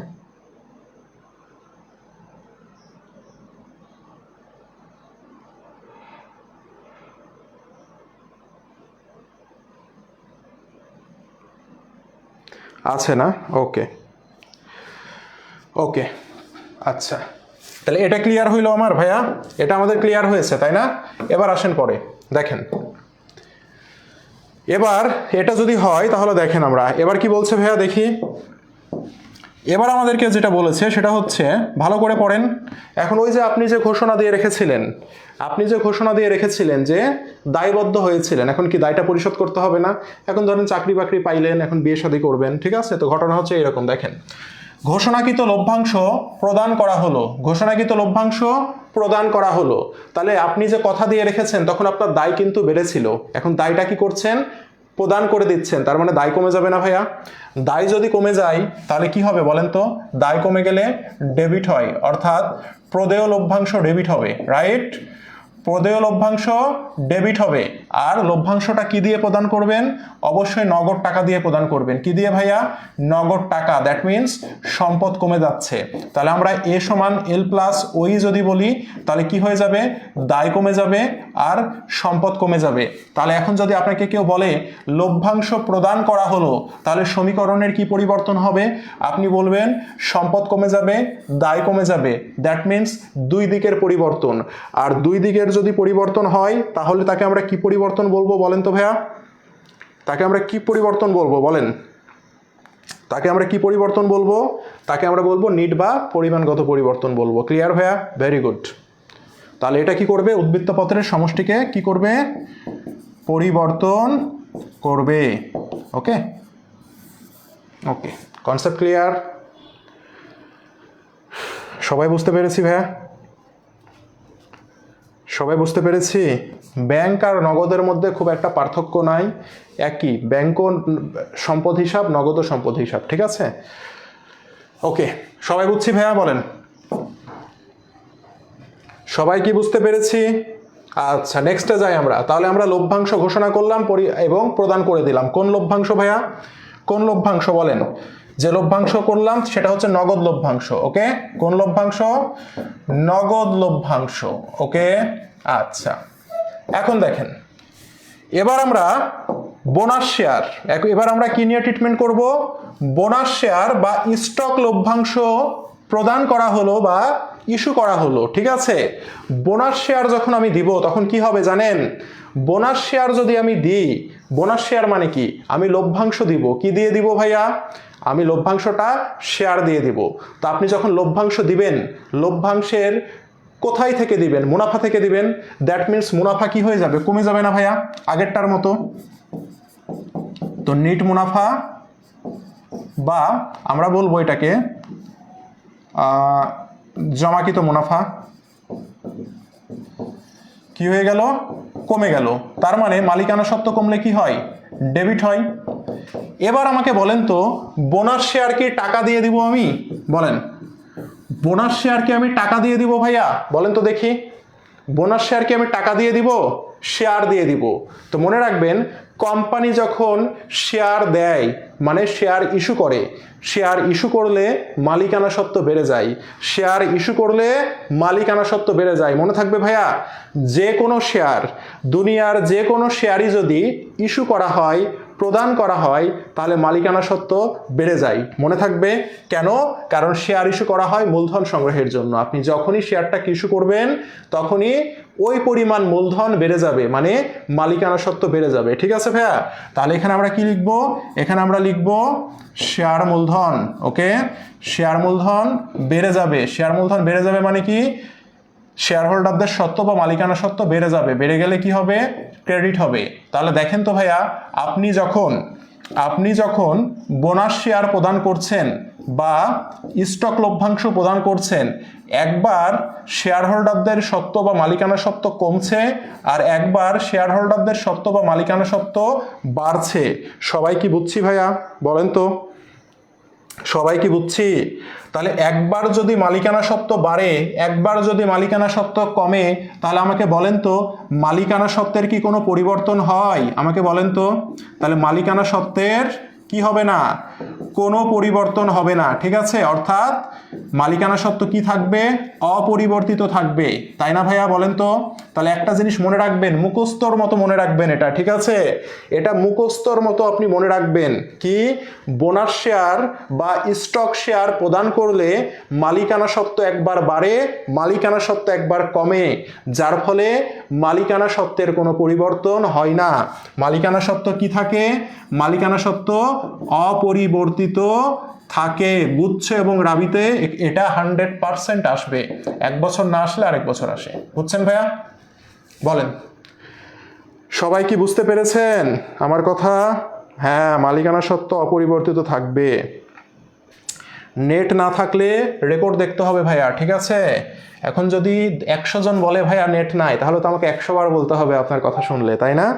বলেন কিভাবে কমলো? ভাই একটা কথা বুঝেন না কেন? আপনি লভ্যাংশ দিচ্ছেন, লভ্যাংশ দিলে মালিকানা সত্ত্ব কমে যায় না? মুনাফা থেকে যদি লভ্যাংশ দেন তাহলে মুনাফা কমে যাচ্ছে, মানে মালিকানা সত্ত্ব কমে যাচ্ছে। আর লভ্যাংশটা এবার টাকা দিয়ে না দিয়ে শেয়ার দিয়ে দিচ্ছেন। মনে রাখবেন, কোম্পানি যখন শেয়ার দেয়, শেয়ার ইস্যু করে, তখন মালিকানা সত্ত্ব বেড়ে যায়। বুঝতে পেরেছেন? বলেন সবাই কি বুঝতে পেরেছেন? বোনাস শেয়ারটা হচ্ছে কোম্পানি যখন নগদ টাকা দিয়ে লভ্যাংশ না দিয়ে শেয়ার দিয়ে লভ্যাংশ প্রদান করে, তখন তাকে বোনাস শেয়ার বলে। বুঝতে পেরেছেন ভাইয়া? বুঝতে পেরেছেন? কোম্পানি যখন কি করে? কোম্পানি যখন টাকা দিয়ে লভ্যাংশ না দিয়ে শেয়ার দিয়ে লভ্যাংশ দেয়, তখন তাকে বোনাস শেয়ার বলে। আমি বুঝি না এত এত এত সহজ জিনিসটা মানে মাথায় ঢোকে না কারো, কেন আমি বুঝি না। প্রতিটা ব্যাচে একই কাহিনী। ঠিক আছে? দেখেন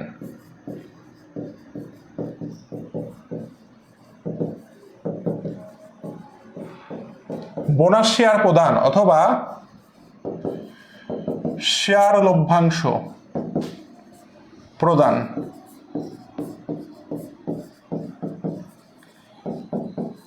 10,000 টাকা। ভাইয়া দেখেন, বোনাস শেয়ার প্রদান মানে কি? বোনাস শেয়ার প্রদান মানে হচ্ছে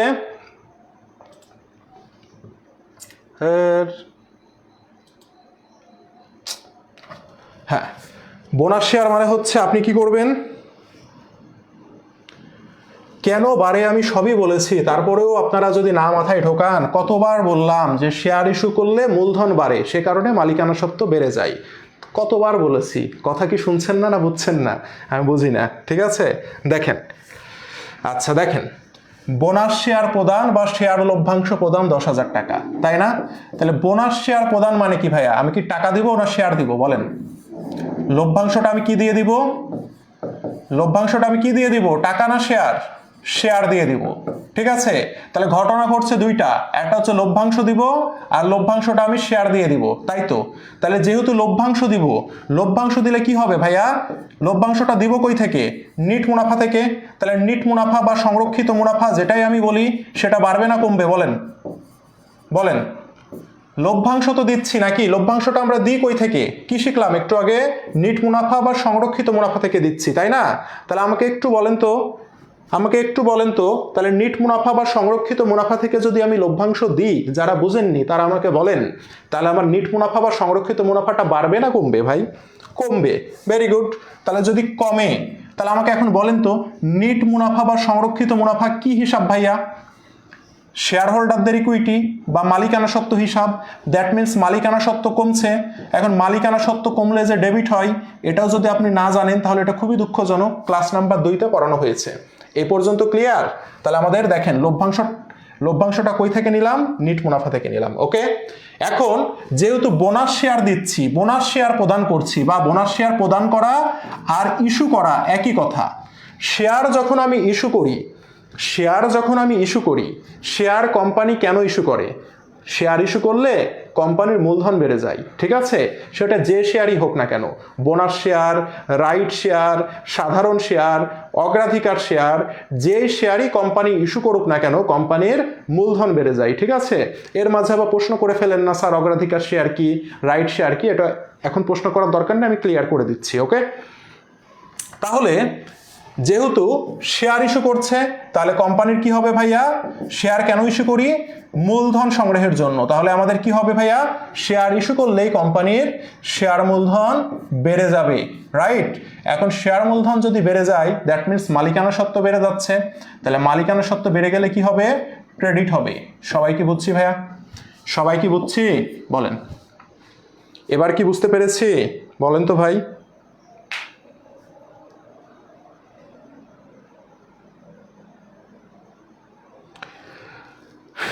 বলেন। অনেক আস্তে আস্তে পড়াচ্ছি তো। যেটা কোচিংয়ে, অফলাইন কোচিংয়ে যেটা একদিনে শেষ করে, সেটা আমি 4 দিনে পড়াচ্ছি। তারপর আর কি করতে পারি বলেন? কোচিংয়ে এটা 4 দিনে শেষ করে। কালকে একটা কোচিংয়ে ক্লাস নিতে যাব, আপনাদের 4 দিনে যা পড়াইলাম একদিনে পড়াই আসবো। তারপরে পরশু দিন আর একটা কোচিংয়ে ক্লাস নিতে যাব, আপনাদেরকে যা পড়াইলাম সেটা আমি একদিনে শেষ করে দিয়ে আসবো। বুঝছেন? ওকে, ক্লিয়ার? ওকে, ভেরি গুড। তাহলে আমাকে বলেন, মালিকানা সত্ত্ব যদি একবার বাড়ে, মালিকানা সত্ত্ব যদি একবার কমে, তাহলে মালিকানা সত্ত্ব কি থাকে? অপরিবর্তিত থাকে না ভাইয়া? অপরিবর্তিত থাকে না? অপরিবর্তিত থাকে, ঠিক আছে। অপরিবর্তিত থাকে। ওকে, আপনার ধরেন আগে গার্লফ্রেন্ড ছিল না, আসলো, গার্লফ্রেন্ড বেড়ে গেল, আবার চলে গেল, তার মানে কি আগে যা ছিল এখনই তাই হয়ে গেল, তাই না? ঘটনাটা হচ্ছে এমন। অ্যাকাউন্টিং তো বাস্তব, ঠিক আছে। অফলাইনে কতক্ষণ ক্লাস নিই? 1.5 ঘন্টা করে ক্লাস নিই। এরপরে দেখেন কি বলেছে, দেখেন এবার বলেছে মুনাফা থেকে সাধারণ তহবিলে স্থানান্তর। মুনাফা থেকে সাধারণ তহবিলে স্থানান্তর। ভাইয়া এটাও একটু ভালো করে বুঝেন। সাধারণ তহবিল মানে কি? সাধারণ সঞ্চিতি, রাইট। সাধারণ তহবিল মানে কি? সাধারণ সঞ্চিতি। ওকে ভাইয়া, এখন দেখেন, হ্যাঁ, কি একজন বলেছে শেয়ারের জায়গায় লভ্যাংশ দিলে তখন নগদ কমতো। না রে ভাই, শেয়ারের জায়গায় যদি বলতো, শুধু যদি বলতো লভ্যাংশ প্রদান, শুধু যদি বলতো লভ্যাংশ প্রদান, এখন কোন লভ্যাংশ, নগদ লভ্যাংশ না শেয়ার লভ্যাংশ, কিছুই বলেনি, তখন সেটাকে আমরা নগদ লভ্যাংশ ধরতাম, বুঝছেন? তখন নগদ কমতো বা সম্পদ কমতো। ওকে, আর যখন আপনাকে বলে দিবে যে বোনাস শেয়ার বা শেয়ার লভ্যাংশ, তখন মালিকানা সত্ত্ব বেড়ে যাবে। ওকে, দেখেন, মুনাফা থেকে সাধারণ তহবিলে স্থানান্তর, তার মানে ভালো করে বোঝার ট্রাই করেন। এটা ধরেন আপনার মুনাফা, এই মুনাফা থেকে টাকা আপনি সাধারণ সঞ্চিতিতে পাঠাই দিলেন। ভাইয়া আমাকে বলেন তো, তাহলে মুনাফা কমে যাবে আর সাধারণ সঞ্চিতি বেড়ে যাবে না ভাইয়া? এতটুকু কি বুঝছেন আমার কথা? আমার এতটুকু কথা কি ভাইয়া বুঝছেন? বলেন।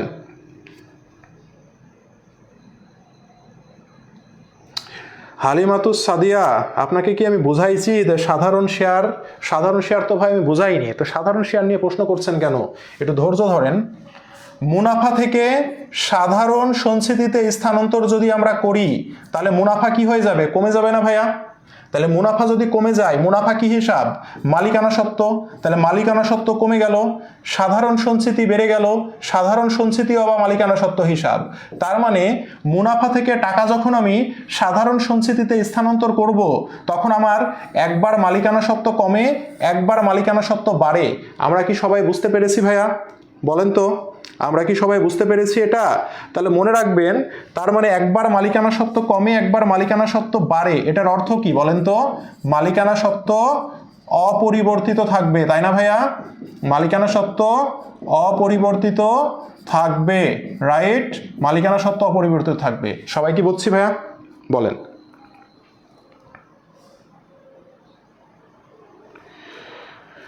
সবাই কি বুঝতে পেরেছি? ওকে, তাহলে এই লেনদেনগুলো একটু বাসায় ট্রাই দিতে হবে সুন্দর করে, ঠিক আছে? আচ্ছা, এখন দেখেন, ভালো করে দেখেন, এই লাইনটা ভালো করে পড়ার ট্রাই করবেন। মনে রাখতে হবে, একটি কোম্পানি শেয়ার, বন্ড, ঋণপত্র ইত্যাদি ইস্যু বা বিক্রয় করলে মূলধন সংগ্রহের জন্য, আর অপরদিকে কোম্পানি শেয়ার, বন্ড, ঋণপত্র ইত্যাদি ক্রয় করে কিসের জন্য? বিনিয়োগ করাকে বোঝায়। তার মানে এই কথাটা দ্বারা কি বোঝাচ্ছে জানেন? দেখেন, আপনাকে যখন বলবে শেয়ার ইস্যু করা হলো, শেয়ার ইস্যু করা মানে কি ভাইয়া? শেয়ার বিক্রয় করা হলো। ওকে, যখন শেয়ার বিক্রয় করা হয়, শেয়ার বিক্রি আমি কেন করি? মূলধন সংগ্রহের জন্য করি, তাই না ভাইয়া? তাহলে শেয়ার বিক্রি করলে আমি আপনাকে কি বলেছি? শেয়ার মূলধন বেড়ে যাবে, তাই না? শেয়ার বিক্রি করলে শেয়ার মূলধন বেড়ে যায়। আর এই টাকাটা আপনি কি দিয়ে পাবেন বলেন তো? শেয়ার বিক্রি করলে আপনার ব্যাংকের মাধ্যমে টাকা পাবেন না? আপনি ব্যাংকের মাধ্যমে টাকা পাবেন, দ্যাট মিনস সম্পদ বেড়ে যাবে আর শেয়ার হোল্ডারদের সত্ত্ব বেড়ে যাবে। কখন? যখন আপনাকে বলবে শেয়ার ইস্যু করা হলো তখন। সবাই কি বুঝতে পেরেছি? বলেন তো ভাইয়া। যখন বলবে শেয়ার বিক্রয় করা হলো বা শেয়ার ইস্যু করা হলো, তখন কি হবে? শেয়ার ইস্যু বা বিক্রয় করলে আমাদের কি হবে বলেন তো ভাইয়া? শেয়ার ইস্যু আমি কেন করি বা শেয়ার বিক্রয় কেন করি? মনে রাখবেন, শেয়ার ইস্যু বা বিক্রয় করলে আমাদের কি হবে? আমাদের শেয়ার মূলধন বেড়ে যাবে। দেখেন, এই যে শেয়ার মূলধন বেড়ে গেল, এখন শেয়ার বিক্রি করে টাকাটা কিসের মাধ্যমে পাবেন? ব্যাংক হিসাবের মাধ্যমে পাবেন না? সেজন্য ব্যাংক হিসাব বেড়ে গেল, শেয়ার হোল্ডারদের সত্ত্ব বেড়ে গেল। সবাই কি বুঝতে পেরেছি এটা ভাইয়া? ওকে, এখন যদি আমাদেরকে বলে শেয়ার ক্রয় করা হলো, কি করা হলো? শেয়ার ক্রয় করা হলো। ভাইয়া মনে রাখবেন, শেয়ার ক্রয় করা মানে বিনিয়োগ করাকে বোঝায়। কাকে বোঝায়? বিনিয়োগ করাকে বোঝায়, রাইট? শেয়ার ক্রয় করা মানে বিনিয়োগ করা। তো শেয়ার যখন আপনি ক্রয় করবেন, তখন বিনিয়োগ নামক সম্পদ বৃদ্ধি পাবে, আর শেয়ার ক্রয় করলে নগদ টাকা চলে যায়, তাহলে ব্যাংক নামক সম্পদ কমে যাবে। তাহলে শেয়ার ক্রয় এবং বিক্রয়ের পার্থক্যটা কি আমরা বুঝতে পেরেছি ভাইয়া? বলেন তো, শেয়ার ক্রয় এবং বিক্রয়ের পার্থক্যটা কি আমরা সবাই বুঝতে পেরেছি? বলেন। এইটা কি আমরা বুঝতে পেরেছি ভাইয়া, যে শেয়ার ক্রয় করলে কি হবে আর বিক্রয় করলে কি হবে? বলেন। এতটুকু কি সবাই বুঝতে পেরেছি? বলেন। নাজমুল হাসান নাবিল, স্যার আপনার স্লাইডে একের কোমর ভাঙ্গা থাকে কেন? এই বেয়াদবিটা করা কি উচিত ছিল নাজমুল হাসান নাইম? এই বেয়াদবিটা না করলে কি হইতো না? আপনি কি বুঝতে পারছেন না যে এটা এক? বলেন তো, এসব বেয়াদবি আমার সাথে করলে না, কথা বলে কোমর ভেঙে দেব। নাজমুল হাসান নাইম, বুঝতে পেরেছেন ভাইয়া? আরেকটা কমেন্ট করেন তো। নাজমুল হাসান নাবিল আরেকটা কমেন্ট করেন দেখি। এটা কোমর ভাঙ্গার যা ভাঙ্গাই থাক, আপনি কি বুঝতে পারছেন না এটা এক? ক্লাসের মাঝে কি এটা কমেন্ট করা উচিত ছিল? কার কোমর ভাঙ্গার কার কোমর সোজা, এটা কি খুবই গুরুত্বপূর্ণ ছিল ভাইয়া? বলেন তো একটু, নাজমুল হাসান নাবিল একটু কমেন্ট করেন, এটা কি খুব গুরুত্বপূর্ণ ছিল? বলেন। যাদের মাথায় ঢুকে না তারা রেকর্ড ক্লাস করিয়েন। হ্যাঁ নাজমুল হাসান নাবিল বলেন, আপনাকেই বলছি, কোমর ভাঙা না কোমর সোজা এটা কি খুব জরুরি ছিল? বলেন বলেন। নেট প্রবলেম হচ্ছে দেখছেন এর মধ্যে, এই ধরনের, হ্যাঁ এই ধরনের বেয়াদবিগুলো করা যাবে না, ওকে? আমার ক্লাসে এই ধরনের বেয়াদবিগুলো করা যাবে না, ওকে? এই সাপোর্টে আবার অন্যরা কমেন্ট করেন না, ঠিক আছে? এই বেয়াদবিগুলো করা যাবে না, ঠিক আছে? স্যার আর হবে না, দুঃখিত, ভেরি গুড, ওকে? তো এরকম বেয়াদবিগুলো করা যাবে না, এইসব বেয়াদবি যেখানে চর্চা হয় সেখানে করতে হবে। দেখেন, শেয়ার ইস্যু করা হলো, ঠিক আছে? শেয়ার ইস্যু করা মানে হচ্ছে শেয়ার বিক্রয় করা, ওকে? শেয়ার ইস্যু করা মানে হচ্ছে শেয়ার বিক্রয় করা। এখন ভাই কোনো কিছু যদি বিক্রি করেন তাহলে তো অবশ্যই টাকা পাবেন, পাবেন না? তো সেই কারণে দেখেন ব্যাংক হিসাব ডেবিট, ব্যাংক বেড়ে গেল, সম্পদ বেড়ে গেল। আর শেয়ার, আমি বারবার একটা কথা বলছি, কেন বুঝছেন না? যে শেয়ার বিক্রি বা ইস্যু করলেই শেয়ার মূলধন বেড়ে যায়। তো শেয়ার মূলধন বেড়ে গেলে কি হয়? শেয়ার হোল্ডারদের স্বত্ব বেড়ে যায়। ক্লিয়ার? বুঝতে পেরেছেন? এবার না বুঝলে আর কিছু করার নাই। এখন আপনি যখন শেয়ার ক্রয় করবেন, মনে রাখবেন শেয়ার এ যে লেখা আছে দেখেন, শেয়ার, বন্ড, ঋণপত্র, এগুলো যদি ক্রয় করা হয় তাহলে এগুলো মানে বিনিয়োগ করাকে বোঝায়। কি করাকে বোঝায়? বিনিয়োগ করা বোঝায়। আপনি যদি শেয়ার ক্রয় করেন তাহলে বিনিয়োগ করাকে বোঝায়। তাহলে আপনি যখনই শেয়ার ক্রয় করবেন তখন বিনিয়োগ নামক সম্পত্তি বেড়ে যায়। এই যে বিনিয়োগ নামক সম্পত্তি বেড়ে গেল, ওকে? এখন আপনার কি শ্বশুরের শেয়ার এটা যে আপনি এমনি এমনি কিনবেন? না, শেয়ার কেনার বদলে তো আপনাকে টাকা দিতে হবে। টাকাটা কোথায় থেকে যাবে? টাকাটা ব্যাংক থেকে যাবে। সে কারণে দেখেন ব্যাংক কমে গেল, সম্পদ হ্রাস পেয়ে গেল। বুঝতে পেরেছেন? বিনিয়োগ সম্পদ হিসাব না, তাহলে শেয়ার ক্রয় করলে বিনিয়োগ নামক সম্পদ বেড়ে যায়, আর টাকাটা যেহেতু ব্যাংক থেকে যাবে, ব্যাংক নামক সম্পদ কমে যায়। বুঝতে পেরেছেন? এবার বলেন, সবাই কি বুঝতে পেরেছেন? বলেন, সবাই কি বুঝতে পেরেছেন? ওকে,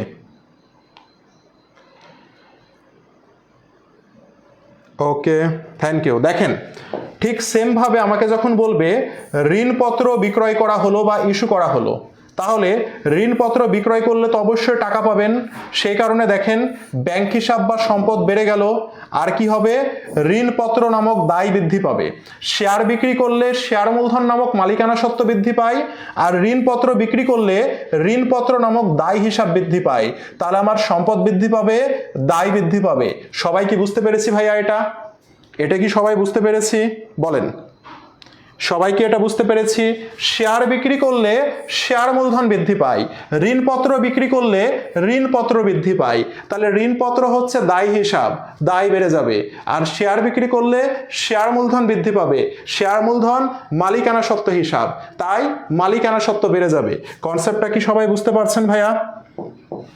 এখন দেখেন, যদি বলে ঋণপত্র ক্রয় করা হলো, তা আমরা কি জানি ভাইয়া? শেয়ার ক্রয়, বন্ড ক্রয়, ঋণপত্র ক্রয়, এগুলো যদি ক্রয় করা বলে দ্যাট মিনস বিনিয়োগ করা বোঝায়, তাই না? এই যে দেখেন বিনিয়োগ করাকে বোঝায়। তাহলে যখন বলবে ঋণপত্র ক্রয় করা হলো, তখন আমার মনে করব বিনিয়োগ করেছি আমি, সেজন্যে সম্পদ বেড়ে গেল, বিনিয়োগ নামক সম্পদ বেড়ে গেল। এখন ঋণপত্র যদি আমি ক্রয় করি, টাকা দিয়ে কিনতে হবে না আমাকে, আমার টাকা কমে যাবে না? সেজন্য দেখেন ব্যাংক হিসাব থেকে আমার টাকা কমে গেল, সম্পদ কমে গেল। অর্থাৎ একবার সম্পদ বাড়বে, একবার সম্পদ কমবে। সবাই কি বুঝছি ভাইয়া? বলেন,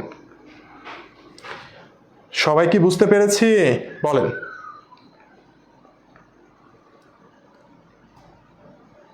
সবাই কি বুঝতে পেরেছি ভাইয়া?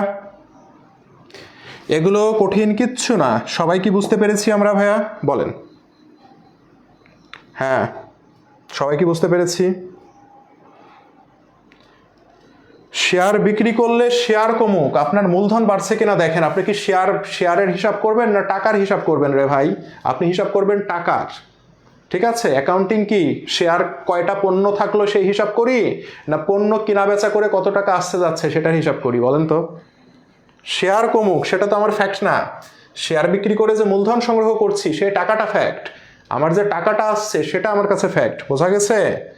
জি ভাইয়া ক্লিয়ার এখন? হ্যাঁ ওকে, ক্লিয়ার না হয়ে কাম নাই, ক্লিয়ার অবশ্যই হইতে হবে। এখানে দেখেন, এখানে 20টা লেনদেন দেয়া আছে। হ্যাঁ, এই 20টা লেনদেন কি করবেন জানেন? এই 20টা লেনদেন আপনাদের অ্যাসাইনমেন্ট, ঠিক আছে? 20টা লেনদেন আপনাদের অ্যাসাইনমেন্ট করে বিজনেস স্কোয়াডের যে গ্রুপটা আছে সেখানে জমা দিবেন, আমি দেখব। করার সিস্টেম দেখেন। নাম্বার 1, মালিক কর্তৃক 50,000 টাকা নিয়ে ব্যবসা শুরু করা হলো, দিবেন 1 নম্বর। মালিক যে 50,000 টাকা নিয়ে ব্যবসা শুরু করলো, কি কি হিসাব জড়িত সেটা লিখবেন। নগদান হিসাব, মালিক যা নিয়ে ব্যবসা শুরু করে তাকে আমরা বলি মূলধন। ওকে, লিখার পরে আপনি লিখবেন নগদান কোন হিসাব? সম্পদ হিসাব। ওকে, এবার বলেন সম্পদ বাড়লো না কমলো? বাড়লো। সম্পদ বাড়লে কি হয়? ডেবিট হয়। ওকে, মূলধন কি হিসাব? মালিকানা সত্ত্ব হিসাব। মালিকানা সত্ত্ব কি হলো? বাড়লো। বাড়লে কি হয়? ক্রেডিট হয়। এবার আপনি লিখবেন এটা গুণগত পরিবর্তন না কাঠামোগত পরিবর্তন। ঠিক আছে, এটা যদি গুণগত হয় লিখবেন গুণগত, নিট পরিবর্তন হইলে লিখবেন নিট পরিবর্তন। আমার কনসেপ্টটা কি সবাই বুঝছেন ভাইয়া? বলেন এই কনসেপ্টটা কি সবাই বুঝছেন? ইয়েস অর নো ভাইয়া বলেন। সবাই কি বুঝতে পেরেছি? সবাই কি বুঝতে পেরেছি? বলেন। ঋণপত্র বিক্রয় করলে, ঋণপত্র বিক্রি করলে ঋণপত্র বাড়ে কিভাবে? ঋণপত্র বিক্রি করা মানে কি? ঋণ নেয়া। ঋণপত্র বিক্রি করা মানে ঋণ নেয়া। তো ঋণ যদি আপনি নেন তাহলে ঋণপত্র নামক ওই দায়টা বাড়বে না ভাইয়া? বলেন তো। আপনি শেয়ার বিক্রি করলে শেয়ার মূলধন বেড়ে যাচ্ছে, তাই না? তো ঋণপত্র যখন আপনি বিক্রি করছেন, ঋণপত্র বিক্রি করা মানে কি? ঋণপত্র বিক্রি করা মানে আপনি মানুষের কাছ থেকে ধার নিয়ে আসছেন, একটা ঋণপত্র দিয়ে টাকা ধার করে নিয়ে আসছেন, তারপরে নগদ টাকা বাড়ছে, আর ঋণপত্র ওই যে তার কাছে দায়ী হয়ে গেলেন ওই দায়টা বাড়ছে। বুঝছেন? ওই যে একই জায়গাতে ভুল করছেন যে ঋণপত্র বিক্রি করছি মানে ঋণপত্র চলে যাচ্ছে। আরে ভাই, ঋণপত্র তো একটা কাগজ, এই কাগজটাতে সিগনেচার দিয়ে টাকা নিয়ে আসছেন, তো কাগজটাতে সিগনেচার দিলেন মানে আপনার দায় বেড়ে গেল। এটা তো আপনার ওই যাওয়া আসা না। ঠিক আছে, বুঝছেন আমার কথা? ও এটা দিয়ে দিব, পিডিএফ দিয়ে দিব, অলরেডি আমি দিয়ে দিয়েছি ম্যানেজারকে, সে দিয়ে দিবে। হ্যাঁ, তাহলে এটা বুঝতে পেরেছেন? এখানে 16টা 20টা আছে, তাহলে এই 20টা কিভাবে কি করবেন বুঝছেন? এই 20টা কিভাবে কি বুঝছেন? এটা হচ্ছে বন্ড ক্রয় বিক্রয় করলে কি হয় ভাইয়া? বন্ড ঋণপত্র একই জিনিস। হ্যাঁ, ঋণপত্র বন্ড এগুলো হচ্ছে একই জিনিস। ঋণপত্র বন্ড ডিবেঞ্চার একই জিনিস এগুলো, ঠিক আছে? এগুলো সব একই জিনিস। ঋণপত্রের যেটা দেখাইছি না, বন্ডেরও একই জিনিস হবে। ওকে ওকে, এবার আসি সম্ভার ক্রয় মানে কি? একজন প্রশ্ন করেছেন। সম্ভার মানে হচ্ছে মণিহারি, মণিহারি। সম্ভার মানে হচ্ছে মণিহারি। ওকে, সম্ভার মণিহারি, ইংরেজিতে বলা হয় সাপ্লাইজ। ওকে, ইংরেজিতে বলা হয় সাপ্লাইজ। ঠিক আছে, একই জিনিস এগুলো। এবার আসি, হ্যাঁ অ্যাসাইনমেন্ট খাতায় করবেন, ঠিক আছে? এবার দেখেন ভাইয়া, খুব ভালো করে শুনেন, যেটার জন্য ইম্পর্টেন্ট যে কথাটা বলেছিলাম সেটা বলি আমরা। ওকে, 7 নম্বর 8 নম্বর বাসায় ট্রাই দিবেন, হোমওয়ার্ক করে অনেকে জমা দিবে, সেখান থেকে বোঝার ট্রাই করবেন, তারপরে না বুঝলে আমি তো আছি, তাই না? আল্লাহ বাসায় রাখলে আছি। এবার দেখেন, আসেন, পড়াশোনা গুছাই নিতে পারছি না ভাইয়া, কিভাবে গুছাই নিব, বই পাইনি, ইত্যাদি ইত্যাদি। হ্যাঁ, তো বইয়ের যে ঝামেলাটা হয়েছিল অনেকের, যাদের ফুল পেমেন্ট করা নাই তারা তো বই পাবেন না। এটা প্রথম দিন যেদিন কোর্স লঞ্চ করেছি এবং ভর্তির সময় বিভিন্ন সময় বলা হয়েছে।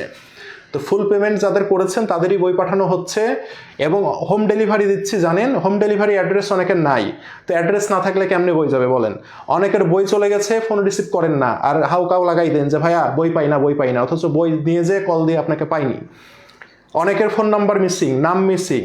তো এগুলো সব সামঞ্জস্য করে বই পাঠানো হচ্ছে। মোটামুটি 80% বই চলে গেছে, ঠিক আছে? 80% বই চলে গেছে, কোনো জায়গাতে ডেলিভারি করতে পারেনি, সারা দেশ বৃষ্টি হচ্ছে জানেন। তো যারা ভর্তি কমপ্লিট করেছেন, ফুল পেমেন্ট করেছেন, তারা আশা করছি 2 থেকে 3 দিনের মধ্যে সবাই বই পেয়ে যাবেন। যারা এখনও বই পাননি তারা যেটা করবেন, আমাদের দেখবেন যে শাহিন নামে একজন ছেলে আছে, জহিরুল ইসলাম শাহিন, সে শাহিনকে নক দিবেন, ও একটু পরে পোস্ট দিবে, ঠিক আছে? নক দিয়ে ওর কাছ থেকে যাদের ফুল পেমেন্ট করা আছে তারাই ওর কাছ থেকে আপডেটটা নেবেন যে ভাইয়া আমার এই ঠিকানা, আমি এখনো বইটা পাইনি, আমার আপডেটটা কোথায় বলেন। সে আপনাদেরকে আপডেট দিয়ে দিবে, ঠিক আছে? ওকে, গেল, ঠিক আছে ভাই? ফুল পেমেন্ট করলাম কিন্তু কলও তো আসে না স্যার। স্যার কল আসেনি, আমি তো আপনাকে বলছি কি করতে হবে, ঠিক আছে? একটু ম্যাচিউরিটি দেখাইতে হবে, ঠিক আছে? আপনাকে তো আমি বলছি কি করতে হবে। ফুল পেমেন্ট করেননি, কল আসেনি, ঠিক আছে, হয়তো অ্যাড্রেসে প্রবলেম আছে, না হয় পাঠানো হয়েছে, পথে আছে, আপনি আপডেটটা নেবেন, ওই ছেলেটাকে কল দিবেন, দেখবেন শাহিন নামে আমাদের যে মডারেটর আছে, ওকে জাস্ট আপনি দিয়ে দিবেন, তাহলে ও আপনাকে আপডেট দিয়ে দিবে যে আপনার বই কোথায় আছে না আছে, কবে যাবে, একটা সম্ভাব্য ডেট আপনাকে দিয়ে দিবে। বোঝা গেছে ভাইয়া? আচ্ছা, এবার আসি। এবার হচ্ছে সেটা হচ্ছে, আচ্ছা এবার আসি, আমার কথা ভালো মতো শোনেন, ঠিক আছে? অন্য কোনো কথা বলবেন না, আমার কথা ভালো মতো শোনেন।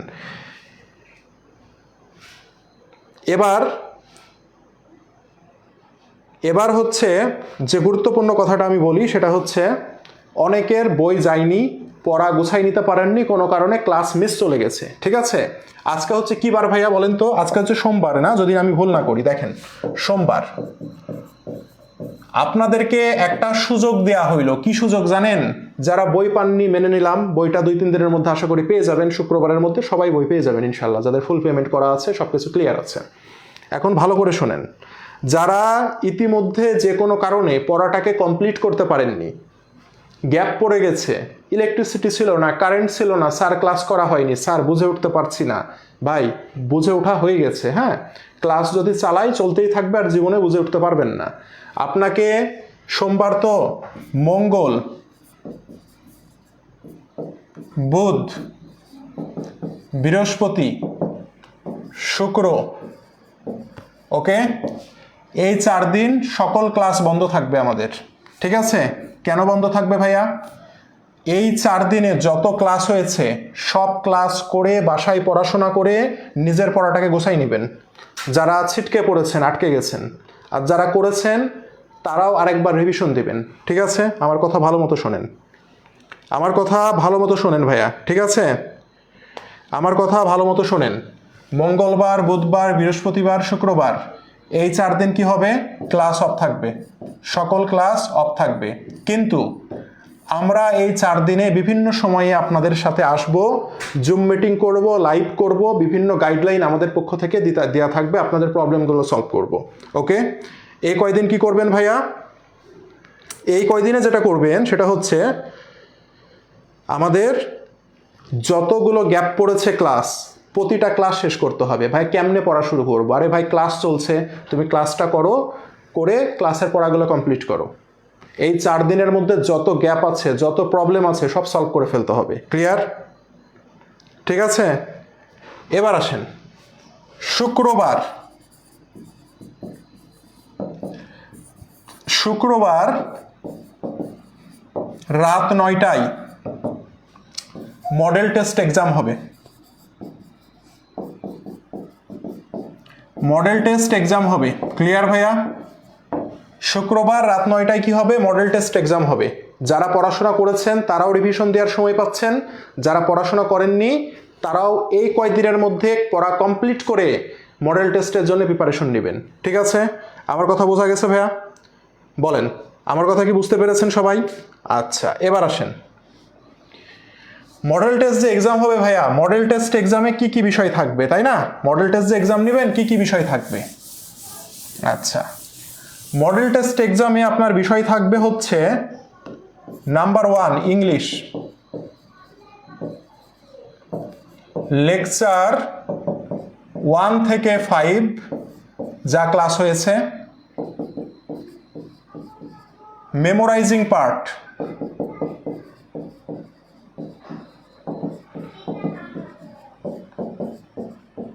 ডে 1 to 5 অর্থাৎ 1 থেকে 5 দিন পর্যন্ত যা আছে, 5 দিনের মেমোরাইজিং পার্ট মুখস্থ। ওকে। নাম্বার 2 বাংলা, লেকচার 1-এ যা পড়ানো হয়েছে গতকাল ব্যাকরণ, এর সাথে একটা গল্প পড়বেন, অপরিচিতা, আছে না? পড়বেন। নাম্বার 3 হিসাব বিজ্ঞান,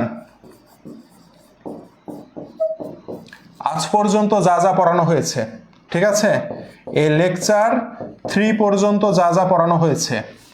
নাম্বার 4 ম্যানেজমেন্ট, লেকচার 1 আর আজকে ক্লাস হয়েছে লেকচার 2। ক্লিয়ার ভাইয়া? প্রশ্ন থাকবে 15টা 15টা 15টা 15টা, 4 15 60, 60 মার্কের পরীক্ষা হবে।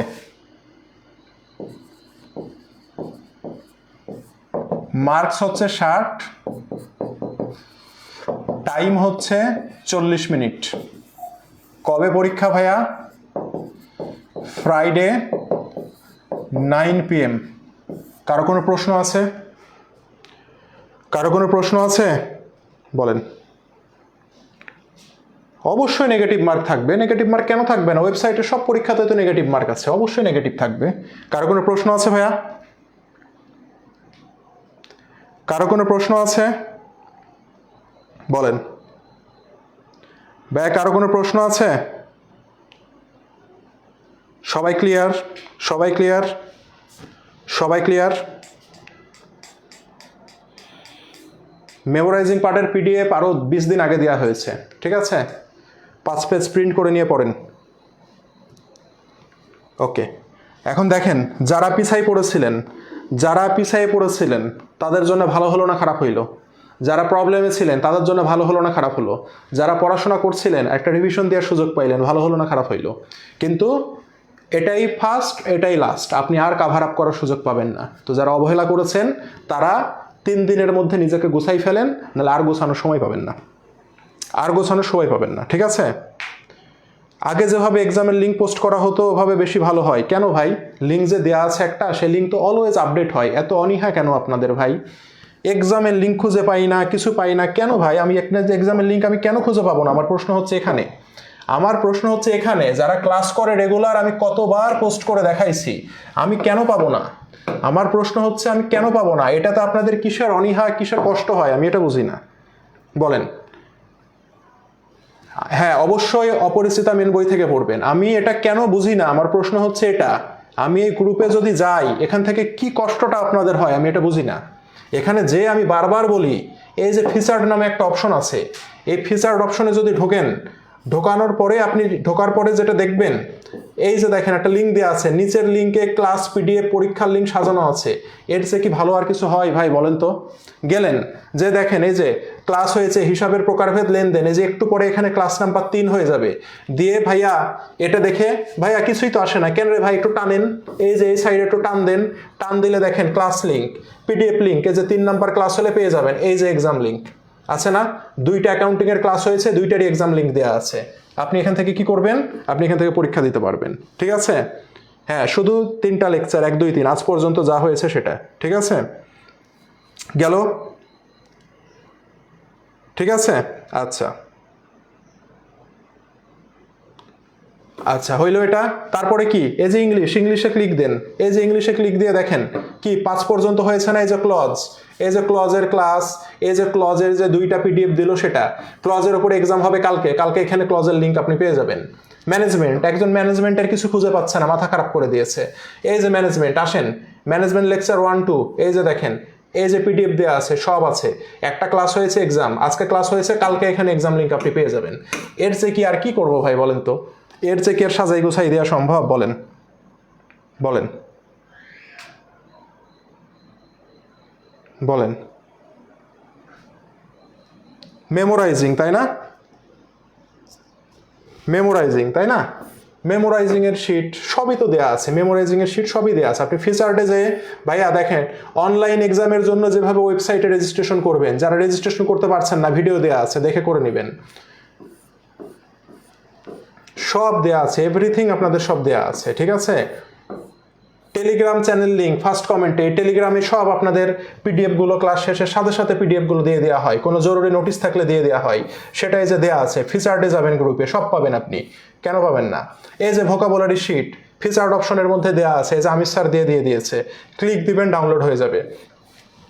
আর কি লাগবে ভাই বলেন? আর কেমনে কি করে দিলে আপনাদের জন্য ভালো হয় বলেন অনলাইন কোর্সে? বলেন তো। তাহলে আর কি করতে পারি ভাই আপনাদের জন্য বলেন? যাই হোক, ফোনের স্ক্রিনের উপরে সাবজেক্টের নাম দেখে ক্লিক করলে হবে। ইয়েস।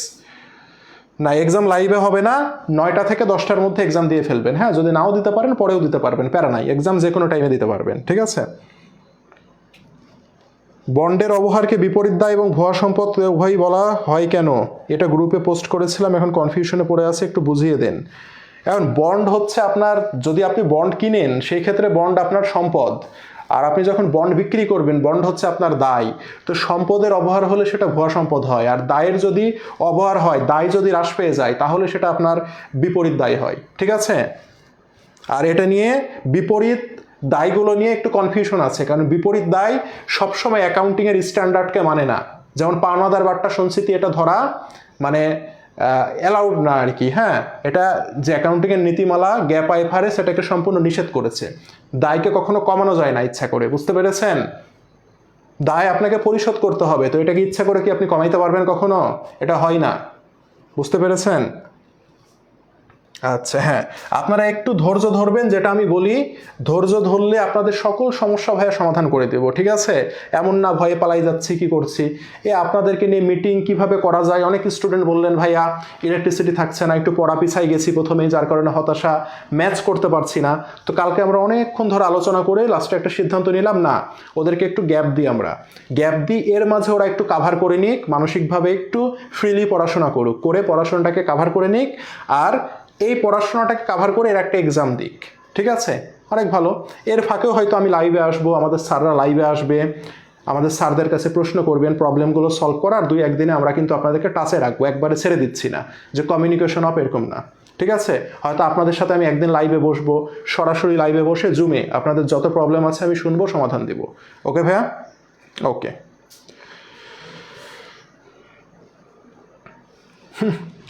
আমি এখানে দেখাই দিলাম যে এই যে ফিচার্ড, গ্রুপের ফিচার্ডে যে এখানে গেলে মেমোরাইজিংয়ের শিট, পরীক্ষা দেবেন কেমনে, ক্লাস শিট কেমনে, সব কিছু আছে। তারপরেও একজন বলছে লিঙ্কটা যদি কেউ পাইতেন কষ্ট করে দিন, তাহলে আপনাদেরকে নিয়ে আর পারা যাবে না ভাই, বুঝতে পেরেছেন? বলেন।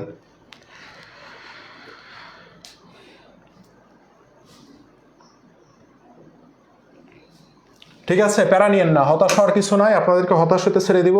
এত সস্তা? বলেন। মার্কেটিংয়ের কিছু পাচ্ছি না কেন? মার্কেটিংয়ের কিছু পাবেন না, মার্কেটিংয়ের ক্লাস হয়েছে একটা, ক্লাস লিঙ্ক, এই যে 2টা পিডিএফ লিঙ্ক, এই যে এক্সাম লিঙ্ক, আর কি চান মার্কেটিংয়ের ভাই বলেন তো আমাকে?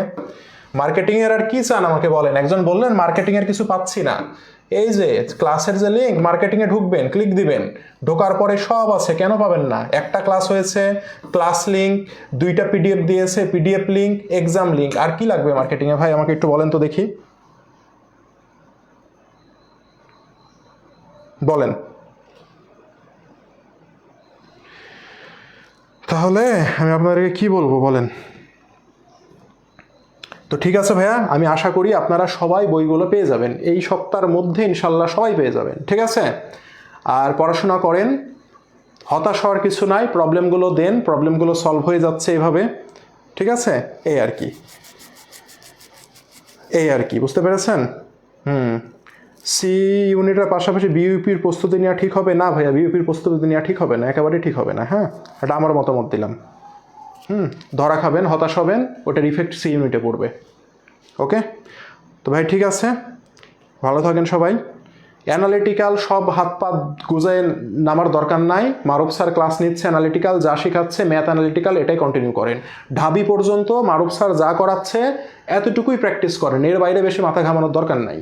ঢাবির এক্সাম হয়ে যাবে চট্টগ্রাম জাহাঙ্গীরনগরের আগে, মারুফ স্যার দরকার হলে দ্বিগুণ করে ক্লাস নিবে, নিয়ে আপনাদেরকে সব শেখাই দিবে। কিন্তু এখনই সব একসাথে গেলেমেলে যাওয়ার দরকার নাই, বোঝা গেছে?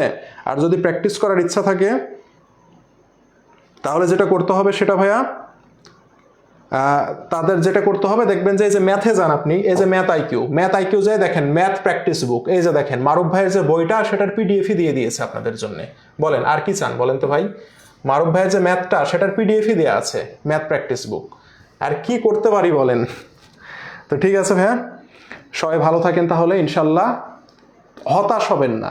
ঠিক আছে? হতাশ হবেন না, আমরা সবাই আছি আপনাদের জন্যে, আপনাদের জন্যই পরিশ্রম করছি, আপনাদের চেয়ে টেনশন আমাদের বেশি, টেনশন আমাদেরকে দিয়ে দেন।